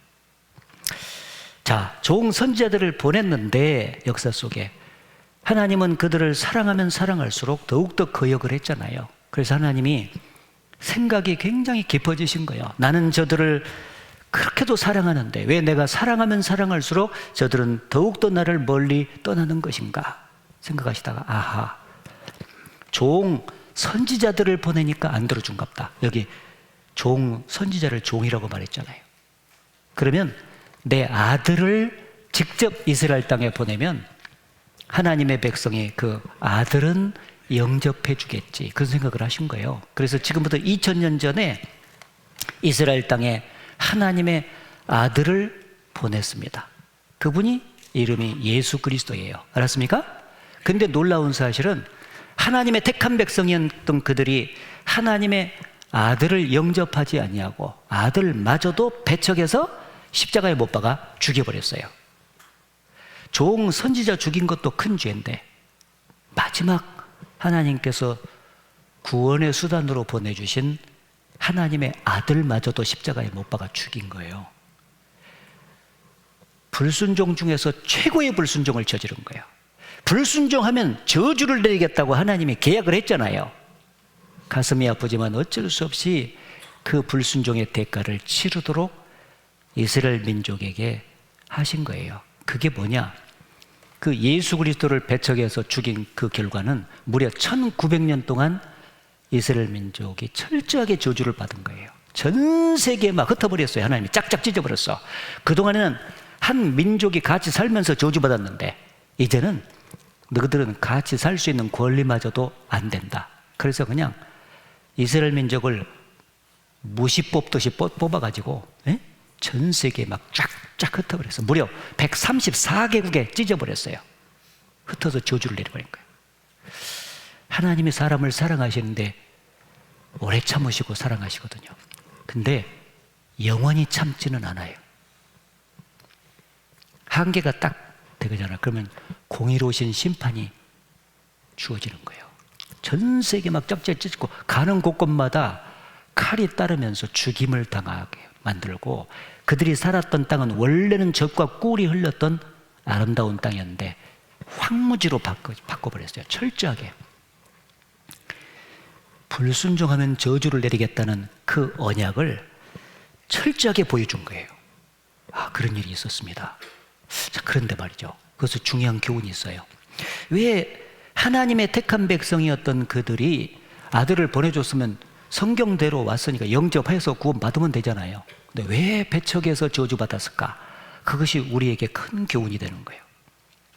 왜 그랬냐면은 말씀드린 대로 여기 이스라엘 민족은 바벨론 시대로부터 로마 시대까지, 예수님이 오시기 전까지 무려 600년 동안 지배를 받고 있잖아요, 이방 민족에. 그러니까 로마 시대 예수님 당시에 이스라엘 민족의 민족적인 최고의 소원은 독립일 수밖에 없어요. 독립.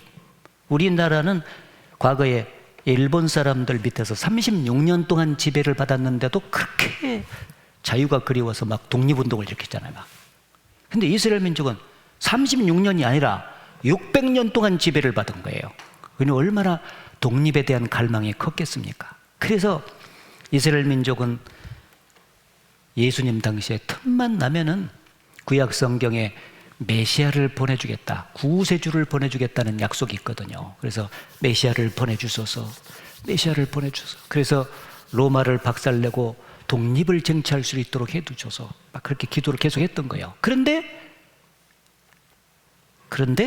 혜성처럼 나타난 슈퍼스타가 있었으니 그분이 예수님이었다는 거예요.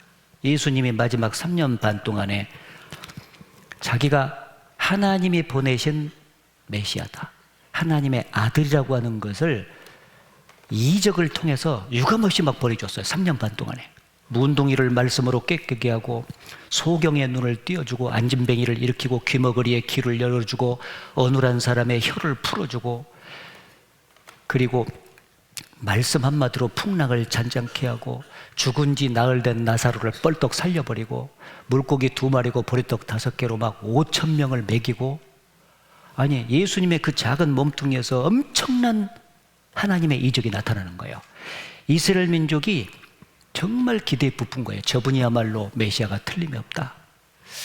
저분을 왕으로 삼아서 당장 로마를 박살내고 독립을 쟁취하자. 민족의 대표를 빨리 예수님께 보내라. 백성들이 막 요청을 하니까 민족의 대표가 갔어요. 예수님께 부탁을 했죠. 독립을 좀 쟁취할 수 있도록 해달라고. 근데 예수님은 그들의 현실적인 육신적인 그 독립의 문제에 대해서는 한마디도 언급을 안 하시는 거예요. 그리고 오로지 하신다는 말씀이 그들의 영혼이 어떻게 하면 영생을 얻을 수 있을지, 어떻게 하면 천국에 들어갈 수 있을지, 이런 얘기만 계속 하는 거예요. 그러니까 이스라엘 민족은 대실망을 하게 된 거예요. 자기들은 지금 600년이나 지배를 받고 있어서 육신이 지금 힘들고 현실이 힘든데 이 문제를 해결해 주면 좋겠는데 그거에 대해서는 한마디도 말씀 안 하시고 눈에 보이지 않는 영혼, 눈에 보이지 않는 가보지도 않은 내세 문제만 계속 얘기하니까 막 실망이 된 거예요. 그래서 기대가 무너지고 실망이 되니까 점점 커지니까 저 예수는 메시아가 아니다. 저 잡아 죽여야 된다. 그래 된 거예요. 잡아 죽여야 된다. 그래서 당시 로마의 지배를 받고 있었기 때문에 빌라도에게 끌고 가가지고 예수를 십자가에 못 박이라고 막 봉기를 일으키잖아요. 그래서 빌라도가 나중에 굴복을 했어요.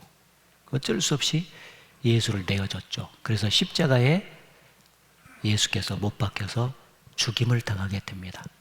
자, 거기 중요한 게 있어요. 그 이스라엘 민족이 처음에는 그렇게 기대에 부풀었다가 영접지 아니하고 패척해서 죽여버리지 않습니까? 오히려? 왜 죽였냐? 그들은 영혼의 문제보다도 영혼의 그 영생을 얻는 문제를 예수께서 말씀을 계속했거든요. 나는 하늘로서 내려온 산떡이니 사람이 이 떡을 먹으면 영생하리라. 영생! 우리가 지금 얻고자 하는 영생! 그 문제를 계속 말씀했는데 이스라엘 민족은 현실적인 문제가 급하다 보니까 그 문제를 해결해 주니까 대실망을 한 거예요. 보세요. 이스라엘 민족은 독립의 문제는 육신의 문제, 육신적인 문제를 해결해라. 예수님은 영혼의 문제부터 해결해라. 이스라엘 민족은 현실적인 이 문제를 해결해 주세요. 예수님은 내세 문제부터 해결해라. 천국 갈 준비부터 해라는 거예요. 이게 우선순위 바뀌면 큰일 나버려. 지금 이스라엘 민족은 그 우선순위가 바뀌게 된 거예요. 그 현실적인 문제, 육신의 문제가 해결이 안 되니까 결국 영혼의 문제를 해결해 줄 그리스도를 배척해서 죽여버린 거예요. 성경은 하나님을 믿고 예수 그리스도를 통해서 구원받잖아요. 그러면 육신의 문제도 하나님께서 도와주십니다. 그러나 우선적인 것은 뭐냐? 영혼의 문제가 먼저 해결돼야 돼. 그래서 사랑하는 자여, 네 영혼이 잘됨 같이 네가 범사에 잘되고 강건하기를 내가 원하노라. 범사에 잘되기 전에 영혼이 잘된 적이 있어야 되는데 그 영혼이 잘된다는 게 뭐냐? 영혼 구원을 받는 거다 그 말이에요. 영생을 얻는 거예요. 이스라엘 민족은 그 문제를 등한히 해버렸기 때문에 자기를 구원해 준 그리스도를 배척해서 죽였던 것입니다. 오늘날도 마찬가지예요. 교회를 다녀도 자기 영혼의 문제를 해결해 준 그리스도를 믿어야 되는데 그건 까맣게 모르고 예수 믿으면 육신이 축복받고 잘 먹고 잘 산다. 그래서 예수 믿는다는 거예요. 여러분, 예수를 바르게 믿어도 가난하게 살 수 있어요. 예수를 정확히 바르게 믿어도 병이 들고 암이 들 수도 있어요. 무슨 말인지 아세요? 근데 예수를 정확히 믿으면은 영생을 얻어요. 영생은 사람이 얻을 수 있는 것 중에서 가장 큰 것입니다. 속으면 안 돼요. 예수 믿으면 육신이 축복받고 잘 먹고 잘 사는 게 아닙니다. 여러분, 만약 그것이 사실이라면은 세상에 지금 떵떵거리고 잘 먹고 잘 사는 사람들 중에서 예수 안 믿는 사람들이 수두룩하잖아요. 근데 그들은 왜 하나님도 안 믿고 예수도 안 믿고 수단과 방법을 가리지 않고 죄도 짓는 사람도 많은데 그들은 왜 그렇게 잘 살아요? 이상하잖아요, 그게. 예수 안 믿었는데도. 하나님을 믿고 예수 그리스도를 믿는다는 것은 우선은 첫 번째가 영혼 구원을 받고 천국 갈 준비를 하는 거예요. 그것 때문에. 그래서 이번에 여러분이 말씀을 듣는 목적은 이번에 말씀 잘 듣고 들으면은 현재 내 몸이 지금 계속해서 아픈데 몸이 나사불란가? 내가 지금 찢어지게 가난하게 사는데 이번에 말씀 잘 들으면 하나님이 부자 되게 해줄란가? 그거 아니에요. 알았죠? 예. 그런 거 다 없어도 이번에 영혼이 구원받고 천국 가셔야 됩니다. 자, 그래서 이렇게 기독교의 본질은 예수님이 이 땅에 오신 진짜 이유는 영혼의 구원을 위해서 오신 것이다. 그래서 영혼 구원부터 받아야 되는 거예요, 우리가. 둘 중에 누구를 너에게 도와주기를 원하느냐? 이스라엘 민족은 그 피를 우리와 우리 자손에게 돌릴지어다 하고 큰 소리 쳤기 때문에 예수 죽인 핏값을 역사 속에서 톡톡히 받게 된 것입니다. 자, 그래서 하나님은 불순종하면 저주를 내리겠다고 말을 했는데 예수 그리스도를 죽인 대가 1900년 동안 그 위에 저주를 받은 거예요. 그래서 어떻게 저주받을 것이 성경에 예언되었습니다. 그래서 전 세계 그 민족이 분산되고 가는 곳곳마다 칼이 따르고 그 땅이 완전히 황무지가 될 것이 예언됐어요. 예수님이 오시기 1500년 전에도 예언됐고 예수님도 죽기 직전에 내다보고 그걸 예언했어요. 근데 그 예언된 말씀이 그대로 성취가 됐죠. 예언을 보십시오. 내가 너희를 열방 중에 흩을 것이요 칼을 빼어 너희를 따르게 하리니 너희 땅이 황무하며 너희의 성읍이 황폐하리라. 세 가지 측면에서 예언됐죠. 예수님도 말씀했어요. 저희가 칼날에 죽임을 당하며 칼이 따를 것이다. 먼저 나왔죠. 모든 이방에 사로잡혀가겠고 분산. 예루살렘은 이방인의 때가 차기까지 이방인들에게 밟히리라. 황무지가 돼요. 짓밟히는 겁니다. 계속해서. 이 예언이 이루어졌고 예수님이 돌아가시기 전에 그 이스라엘 민족이 어떻게 고난을 당할지를 미리 보여줬습니다. 예언하셨어요. 로마 군대에 의해서 멸망을 당했는데 예수님이 33년에 돌아가셨잖아요. 근데 AD 70년에 로마 군대가 쳐들어와 가지고 예루살렘을 두 겹으로 에워싸고 그리고 5개월 만에 성으로 진입을 해가지고 무려 110만 명을 죽여버렸거든요. 그래서 이스라엘을 멸망시키고 그때부터 전 세계로 흩었어요. 근데 그런 일이 있을 것을 예수님이 미리 예언했거든요. 근데 그게 성취됐어요. 여러분, 너희가 이스라엘 민족을 가르치죠. 예루살렘이 군대들에게 에워싸이는 것을 보거든 그 멸망이 가까운 줄을 알라. 이게 로마 군대거든요. 그때 유대에 있는 자들은 산으로 도망갈지며 성내에 있는 자들은 나갈지며 초원에 있는 자들은 그리로 들어가지 말지어다. 이 날들은 기록된 모든 것을 이루는 형벌의 날이니라. 그날에는 아이벤 자들과 젖먹이는 자들에게 화가 있으리니 이는 땅에 큰 환난과 이 백성에게 진노가 있겠음이로다. 아이벤 자들과 젖먹이는 자들에게 화가 있을 것이다 그랬는데 110만 명을 로마 군대가 이렇게 성으로 들어와서 죽일 때 40만 명이 어린아이였대요. 뱃속에 임신 중인 여인의 배를 로마 군대가 쫙 흘러가지고 핏덩이를 끄집어내서 막 내동댕이 쳐 죽인 거예요. 품 안에 두려워 떨고 있는 아이들을 뺏어가지고 부모가 보는 앞에서 막 내동댕이 쳐서 죽인 거예요. 성경에 매어쳐서 죽인다는 예언이 있거든요. 매어쳐서 죽임을 당한다. 그 이루어졌어요. 여기도 보면은 날이 이를지라 예수님이 또 예언한 거예요. 네 원수들이 로마 군대를 말하죠. 토성을 쌓고 너를 둘러 사면으로 가두고 로마 군대가 와가지고 그 성문을 통해서 진입을 하려고 하는데 얼마나 이스라엘 사람들이 완강한지 문이 열려지질 않는 거예요. 그래가지고 밖에 토성을 쌌어요. 그래가지고 토성을 통해서 성으로 진입을 했죠. 이스라엘 역사 속에서 수많은 외침을 받았는데 밖에서 토성이 쌓여져 가지고 무너진 때는 딱 요때밖에 없어요. 로마에 의해서. 근데 예수님의 예언을 했잖아요. 네 원수들이 흙도짜죠. 토성을 쌓고 너를 둘러 사면으로 가두게 될 것이다. 예언이 성취됐습니다. 내 자식들을 땅에 메어치며 희한하게 메어쳤어요. 유대 전쟁사에 보면은 일단 로마 군대가 애들을 탁 뺏으면은요 계속 메어쳐서 죽였다는 거예요. 희한하죠. 예수님이 그걸 다 보시고 미리 예언했죠. 돌 하나도 돌 위에 남기지 아니하리니. 그래서 AD 70년 8월 28일 전쟁이 끝나가지고 타이트 장군이 쫙 성으로 진입했는데 어떤 병사가 성전에다가 횃불을 던졌는데 화학에 의해서 성전이 대부분 금장식으로 이루어졌는데 그 금이 이렇게 녹아서 돌 사이에 막 쭉 흘러 들어간 거예요. 그래서 로마 군대가 그 금을 갖다가 이렇게 긁어서 이제 회수를 하기 위해서 있잖아요. 돌 해체 작업을 실시했다는 거예요. 그래서 돌 하나도 돌 위에 남기지 않고 다 무너진다는 이 말씀이 이루어졌다라고 역사가 증언을 하고 있습니다. 하여튼 성경에 일단 기록이 되잖아요. 그러면 하나님의 말씀이기 때문에 반드시 성취가 되는 거예요. 천지는 없어지겠으나 내 말은 없어지지 아니하리라. 사람 말은 못 믿어도 여러분, 이 하나님의 말씀인 성경은 정확하게 믿어야 돼요. 그래야 구원받고 복받아.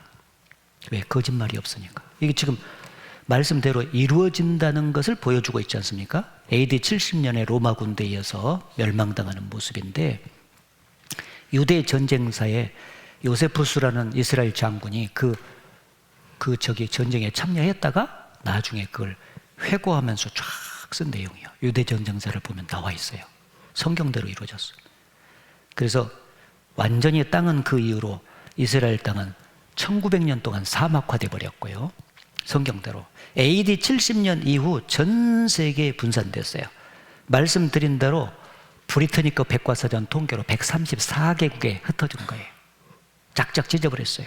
모든 이방에 사로잡혀 간다고 했잖아요. 그래서 이방 민족에 짓밟힌다고 했는데 AD 70년 이후에 로마에 의해서 동로마, 아랍, 터키, 기독교 십자군, 이집트, 터키 마지막 1948년도 독립을 했거든요. 지금으로부터 약 78년 전이죠. 그 독립하기 직전에 영국에 의해서 지배를 받았죠. 이방에 짓밟히리라는 예언의 말씀이 그대로 이루어졌습니다. 이스라엘 1900년 환란사를 요약을 하면은 칼이 따르는 역사예요. 흩어버리고 칼이 따를 것이다. 그 말은 계속해서 죽임을 당한다는 거잖아요. AD 70년 로마 타이트 장군에 의해서 110만 명 학살 말씀드렸죠. AD 135년 하드리안 황제에서 58만 명 학살. 십자군 전쟁 때 무차별 학살당했죠. 유럽의 흑사병 발생 당시에 우물에 유대인들이 독약을 넣어서 흑사병이 발생됐다고 뒤집어 씌워가지고 무려 100만 명을 학살을 해버렸어요. 그리고 폴란드 대도시안주에 40만 명 학살. 여기까지도 계속 칼이 따르면서 많이 죽었지 않습니까? 제일 많이 유대인들이 죽은 때가 언제냐면 2차 세계대전 당시에 독일의 히틀러에 의해서 무려 600만 명이 학살을 당했어요. 60만 명도 아니고 어마어마하게. 당시 유럽에 거주하고 있던 유대인 전체의 3분의 2가 죽었어요. 굉장히 많이 죽었습니다. 그래서 홀로코스트라고 하지 않았습니까? 그 독일의 히틀러에 의해서 유대인들을 색출해가지고 수용소에다가 가둬가지고 계속해서 고통을 받게 하다가 나중에 다 죽이잖아요. 그래서 그건 유명합니다. 그래서 유럽에 보면은 곳곳에 그 유대인 수용소가 지금도 남아있어요. 아우슈비츠 수용소가 유명하죠. 저도 다 가봤거든요. 근데 100만여 명이 희생된 나치 살인공장이라고 불려요. 대개 이런 철길 위로 철도에 이제 기차를 타고 유대인들을 딱 거기다가 싣고 들어가요, 이게. 유대인 수용소 정문이거든요. 모양새가 다 이렇게 생겼어요. 근데 일단 딱 들어가면은 거의 다시 못 나와. 이게 지옥문 들어가는 거하고 비슷해. 지옥문을 딱 하면 여기 들어가는 사람은 소망을 버려라 이렇게 써졌어. 소망을 버려라. 왜냐하면 한번 들어가면 못 나오니까 이제. 이게 탁 들어가서 문이 쫙 닫히면은요, 그때부터는 이제 계속해서 고통받다가 죽어요. 그리고 여기 도망가다가 여기 고압 볼트가 흐르거든요. 감전돼서 죽으면 걸어놔 이렇게 샘플로. 목 매달아서 죽은 사람, 철 파이프로 맞아서 죽은 사람, 삽자루로 밟아서 죽이고 끈으로 묶어서 끄집어 다니다 죽이고, 하여튼 별별 방법으로 다 죽이고 40만 명이 생체 실험용으로 살해가 됐어요. 그 독일 의학이 굉장히 발달됐거든요. 그 이유가 뭐냐면 유대인을 통해서 생체 실험을 많이 한 거예요. 아, 잔인하죠. 그래서 막 산 사람인데 정치범이에요, 이게. 그래서 배를 갖다가 쭉 찢어가지고 수술을 해서 해보고 죽으면 이제 버려버리고. 이 세균을 집어넣어서 얼마 만에 무슨 현상이 생기는가 실험도 하고 쭉쭉 찢어놨잖아요. 이렇게 산 사람의 머리를 썰어가지고 싱싱한 골을 끄집어내가지고 해부도 해보고, 목을 잘라가지고 사람의 얼굴을 박제로 이렇게 머리를 박제로 만들어놨어요. 짐승 박제, 새 박제 봤지만 사람 박제 처음 봤어. 와, 이렇게 잔인하게 죽였습니다. 그래서 수용소에 들어가면 먹을 것이 없잖아요. 밀가루에 톱밥이 섞여 있어. 그래서 조그마한 조각 하나로 종일을 버텨요. 치즈인데 상한 치즈, 잼 이런 거 먹었어요. 계속 먹으니까 남자들 키로수가 평균 적어도 6, 70kg는 될 것 아니에요. 근데 막 30 몇 킬로까지 빠져버렸어. 뼈다귀만 남은 거 이렇게, 뼈다귀만. 아주 비참했습니다. 그리고 대부분 옷을 벗겨서 죽였어요. 왜냐하면 예수 그리스도를 벌거벗겨서 죽였잖아요. 대가를 치르도록 한 거죠. 수치를 드러내서 이렇게 죽인 거예요. 그래서 벗겨서 다 죽여요. 미처 치우지 못한 당시 시체들의 모습이죠. 불도저로 막 밀고 있잖아요. 일단 구덩이 파고 들어가게 해가지고 총기를 난사해서 딱 죽으면 그대로 묻어버리고, 그것도 부족해서 빨리 죽이기 위해서 가스실을 만드는 거예요. 하루에 한 10,000명 정도 죽이는 방법 연구하라니까요. 그래서 들어가면은 물이 나오는 것이 아니라 지글론 비가스가 터져서 막 쫙 나오는 거예요. 2분이면 고통받다가 다 죽는데 얼마나 고통스러우면 막 벽을 긁잖아요. 그러면 손톱이 빠지면서 피 자국이 막 선명했다고 살아남은 사람들의 증언이에요. 지글론 비가스를 만들고. 이게 지금 당시 실제 가스실이에요. 이 벽을 얼마나 긁었는지. 그렇잖아요. 예. 손톱 자국이 가득하다고. 이제 저도 그 군 생활할 때 화생방 훈련을 2번을 했어요. 근데 이렇게 쓰기는 쓰는데 옛날에는 무늬만 방독면이요. 그래서 훈련을 주관하는 조교한테만 진짜 방독면을 딱 줘요. 그리고 가스실을 딱 있는데 거기 막 이제 훈련 때문에 우리가 들어가잖아요. 쫙 들어가면은 문을 쫙 닫아요.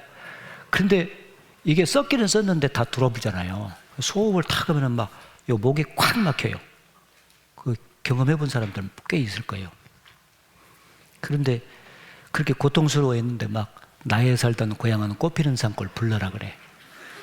노래가 나오겠습니까? 막 너무 힘드니까 제일 빨리 나가는 방법이 한 가지밖에 없어. 조교 방독면을 빨리 벗겨야 돼. 막. 그래서 막 조교를 잡아갖고 방독면 막 벗기면 자기도 힘드니까 막 따줘요.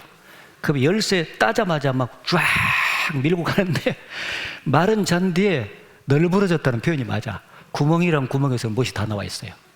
그리고 흰마리가 하나 없이 막 쫙. 아니, 가스가 그렇게 무섭더라고. 세상에 가스 못 마시겠더만. 내가 2번을 마셔봤거든. 그러니까 그렇게 마신 경험을 하다 보니 이 유대인이 가스를 마시고 죽었다는 게 굉장히 가슴 아프게 다가오더라고요. 아, 그렇게 비참하게 죽었겠구나. 많이 죽었어요. 봐요. 가스 목욕탕이 막 시체는 시절 소각로에 집어넣어서 불태워버리면요, 사람 태운 재가 막 그 강물에 흘러 들어가는데 이 화면을 보면은 산봉우리처럼 막 그렇게 흘러 들어가. 얼마나 많이 막 태워서 죽였는지. 600만 명이 이렇게 죽었습니다. 그래서 경향신문에 온 바다가 잉크로 채워져 있고 온 세계의 갈대가 펜이며 온 세계인이 글을 쓴다 해도 유태인이 받은 박해를 모두 쓰기는 어렵다는 말이 있다. 이 세상에서 제일 적은 민족인데 역사 속에서 왜 그렇게 가장 비참하게 저주받는 역사가 있었을까? 그거는 성경을 모르면 이해가 안 되게 돼 있어. 순종할 때는 복을 주고 불순종할 때는 저주를 내린다고 언약한 백성이잖아요. 그대로 된 거죠. 그래서 이 유대인의 환난사를 통해서 우리가 받아야 될 교훈이 크게 3가지는 있어요. 이 교훈을 잘 받아야 돼. 그 교훈 받으려고 지금 증거를 보여준 겁니다. 여기 보면은 푸른 나무에도 이같이 하거든 마른 나무는 어떻게 되리요? 푸른 나무는 이스라엘 민족을 상징하고 마른 나무는 우리와 같은 이방인을 상징해. 택한 백성도 그리스도를 영접치 않고 배척해서 죽였을 때 역사 속에서 그렇게 저주를 많이 받았다면 이제 마른 나무와 같은 이방인들은 얼마나 더 하겠느냐 그 말이에요. 이제 이방인들이 그리스도를 영접해서 이번에 구원을 안 받잖아요. 끝까지 거역을 해. 그러면 이 세상에서 저주받는 게 아니라 죽음 이후에 지옥의 불못에서 영원히 고통받을 것을 보여준 거예요. 지옥이 정말 있잖아요. 너무 무서운 것이거든요. 근데 사람들은 안 가봤으니까 그걸 잘 모르잖아요. 그래서 역사 속에 그리스도를 배척했을 때 유대인이 받았던 그 철저한 저주받는 모습으로 그거를 교훈받도록 해준 거예요. 아하, 지옥이 저렇게 무섭겠구나 알려주는 거예요. 그래서 이 세 가지가 중요한데 환난의 교훈. 첫째는 하나님은, 이스라엘을 선택했던 하나님은 말씀대로 복과 저주를 실제로 내리시는 분이시다. 맞습니까? 예, 계약한 대로 그대로 행하신 분이에요. 따라서 여러분이 정말 복 받기를 원한다면 가짜 신한테 가가지고 뭘 제사 드리면서 빌 것이 아니고요, 진짜 신이신 성경에 하나님께 잘 보여야 된다 그 말이. 이번에 꼭 하나님 주신 구원 받아야죠. 그래서 복과 저주를 실제로 내리시는 분이 하나님이시고, 그 복과 저주를 실제로 내리셨기 때문에 그 하나님은 역사 속에 살아계신다라고 믿을 수가 있는 거죠. 또 어떤 죄보다도 그리스도를 배척하는 죄가 가장 크다. 우상 숭배를 하고 도덕적인 죄를 범할 때는 8년, 20년, 40년, 70년, 거의 600년 동안 지배를 받도록 했지만 그리스도를 배척했을 때는 2000년 가까이 역사 속에서 형벌을 받게 했다는 것은 그리스도를 배척하는 죄가 가장 크다는 거예요. 다른 죄는 다 용서받을 수 있어도 그리스도를 배척하고 구원받는 걸 거절하면 그 문제는 다른 방법으로 해결이 안 돼요. 그리고 마지막으로 영원한 지옥 형벌이 있다 말씀드렸죠. 여기 하나님을 모르는 자들과 우리 주 예수의 복음을 복종치 않는 자들에게 형벌을 주시리니 이런 자들이 주의 얼굴과 그의 힘의 영광을 떠나 영원한 멸망의 형벌을 받으려다. 영원한 멸망의 중말이 영멸이죠. 영생의 반대말이에요. 영생은 천국에서 누리는 것이고요, 영멸은 지옥에서 형벌받는 거예요. 예, 이 장소가 있잖아요. 영원한 멸망의 형벌을 받는데 누가 가냐? 첫째, 하나님을 모르는 자들과. 이 세상에 자기를 낳아주시고 길러주신 부모를 몰라보고 사는 사람이 가장 큰 불효자식이잖아요. 그렇죠?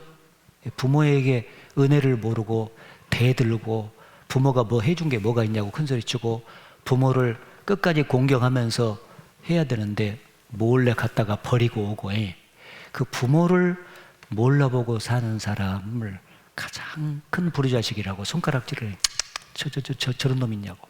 근데 그보다 더 큰 죄가 뭐예요? 부모님은 나를 낳아주시고 길러줬지만 성경의 하나님은 나를 만들어주신 분입니다.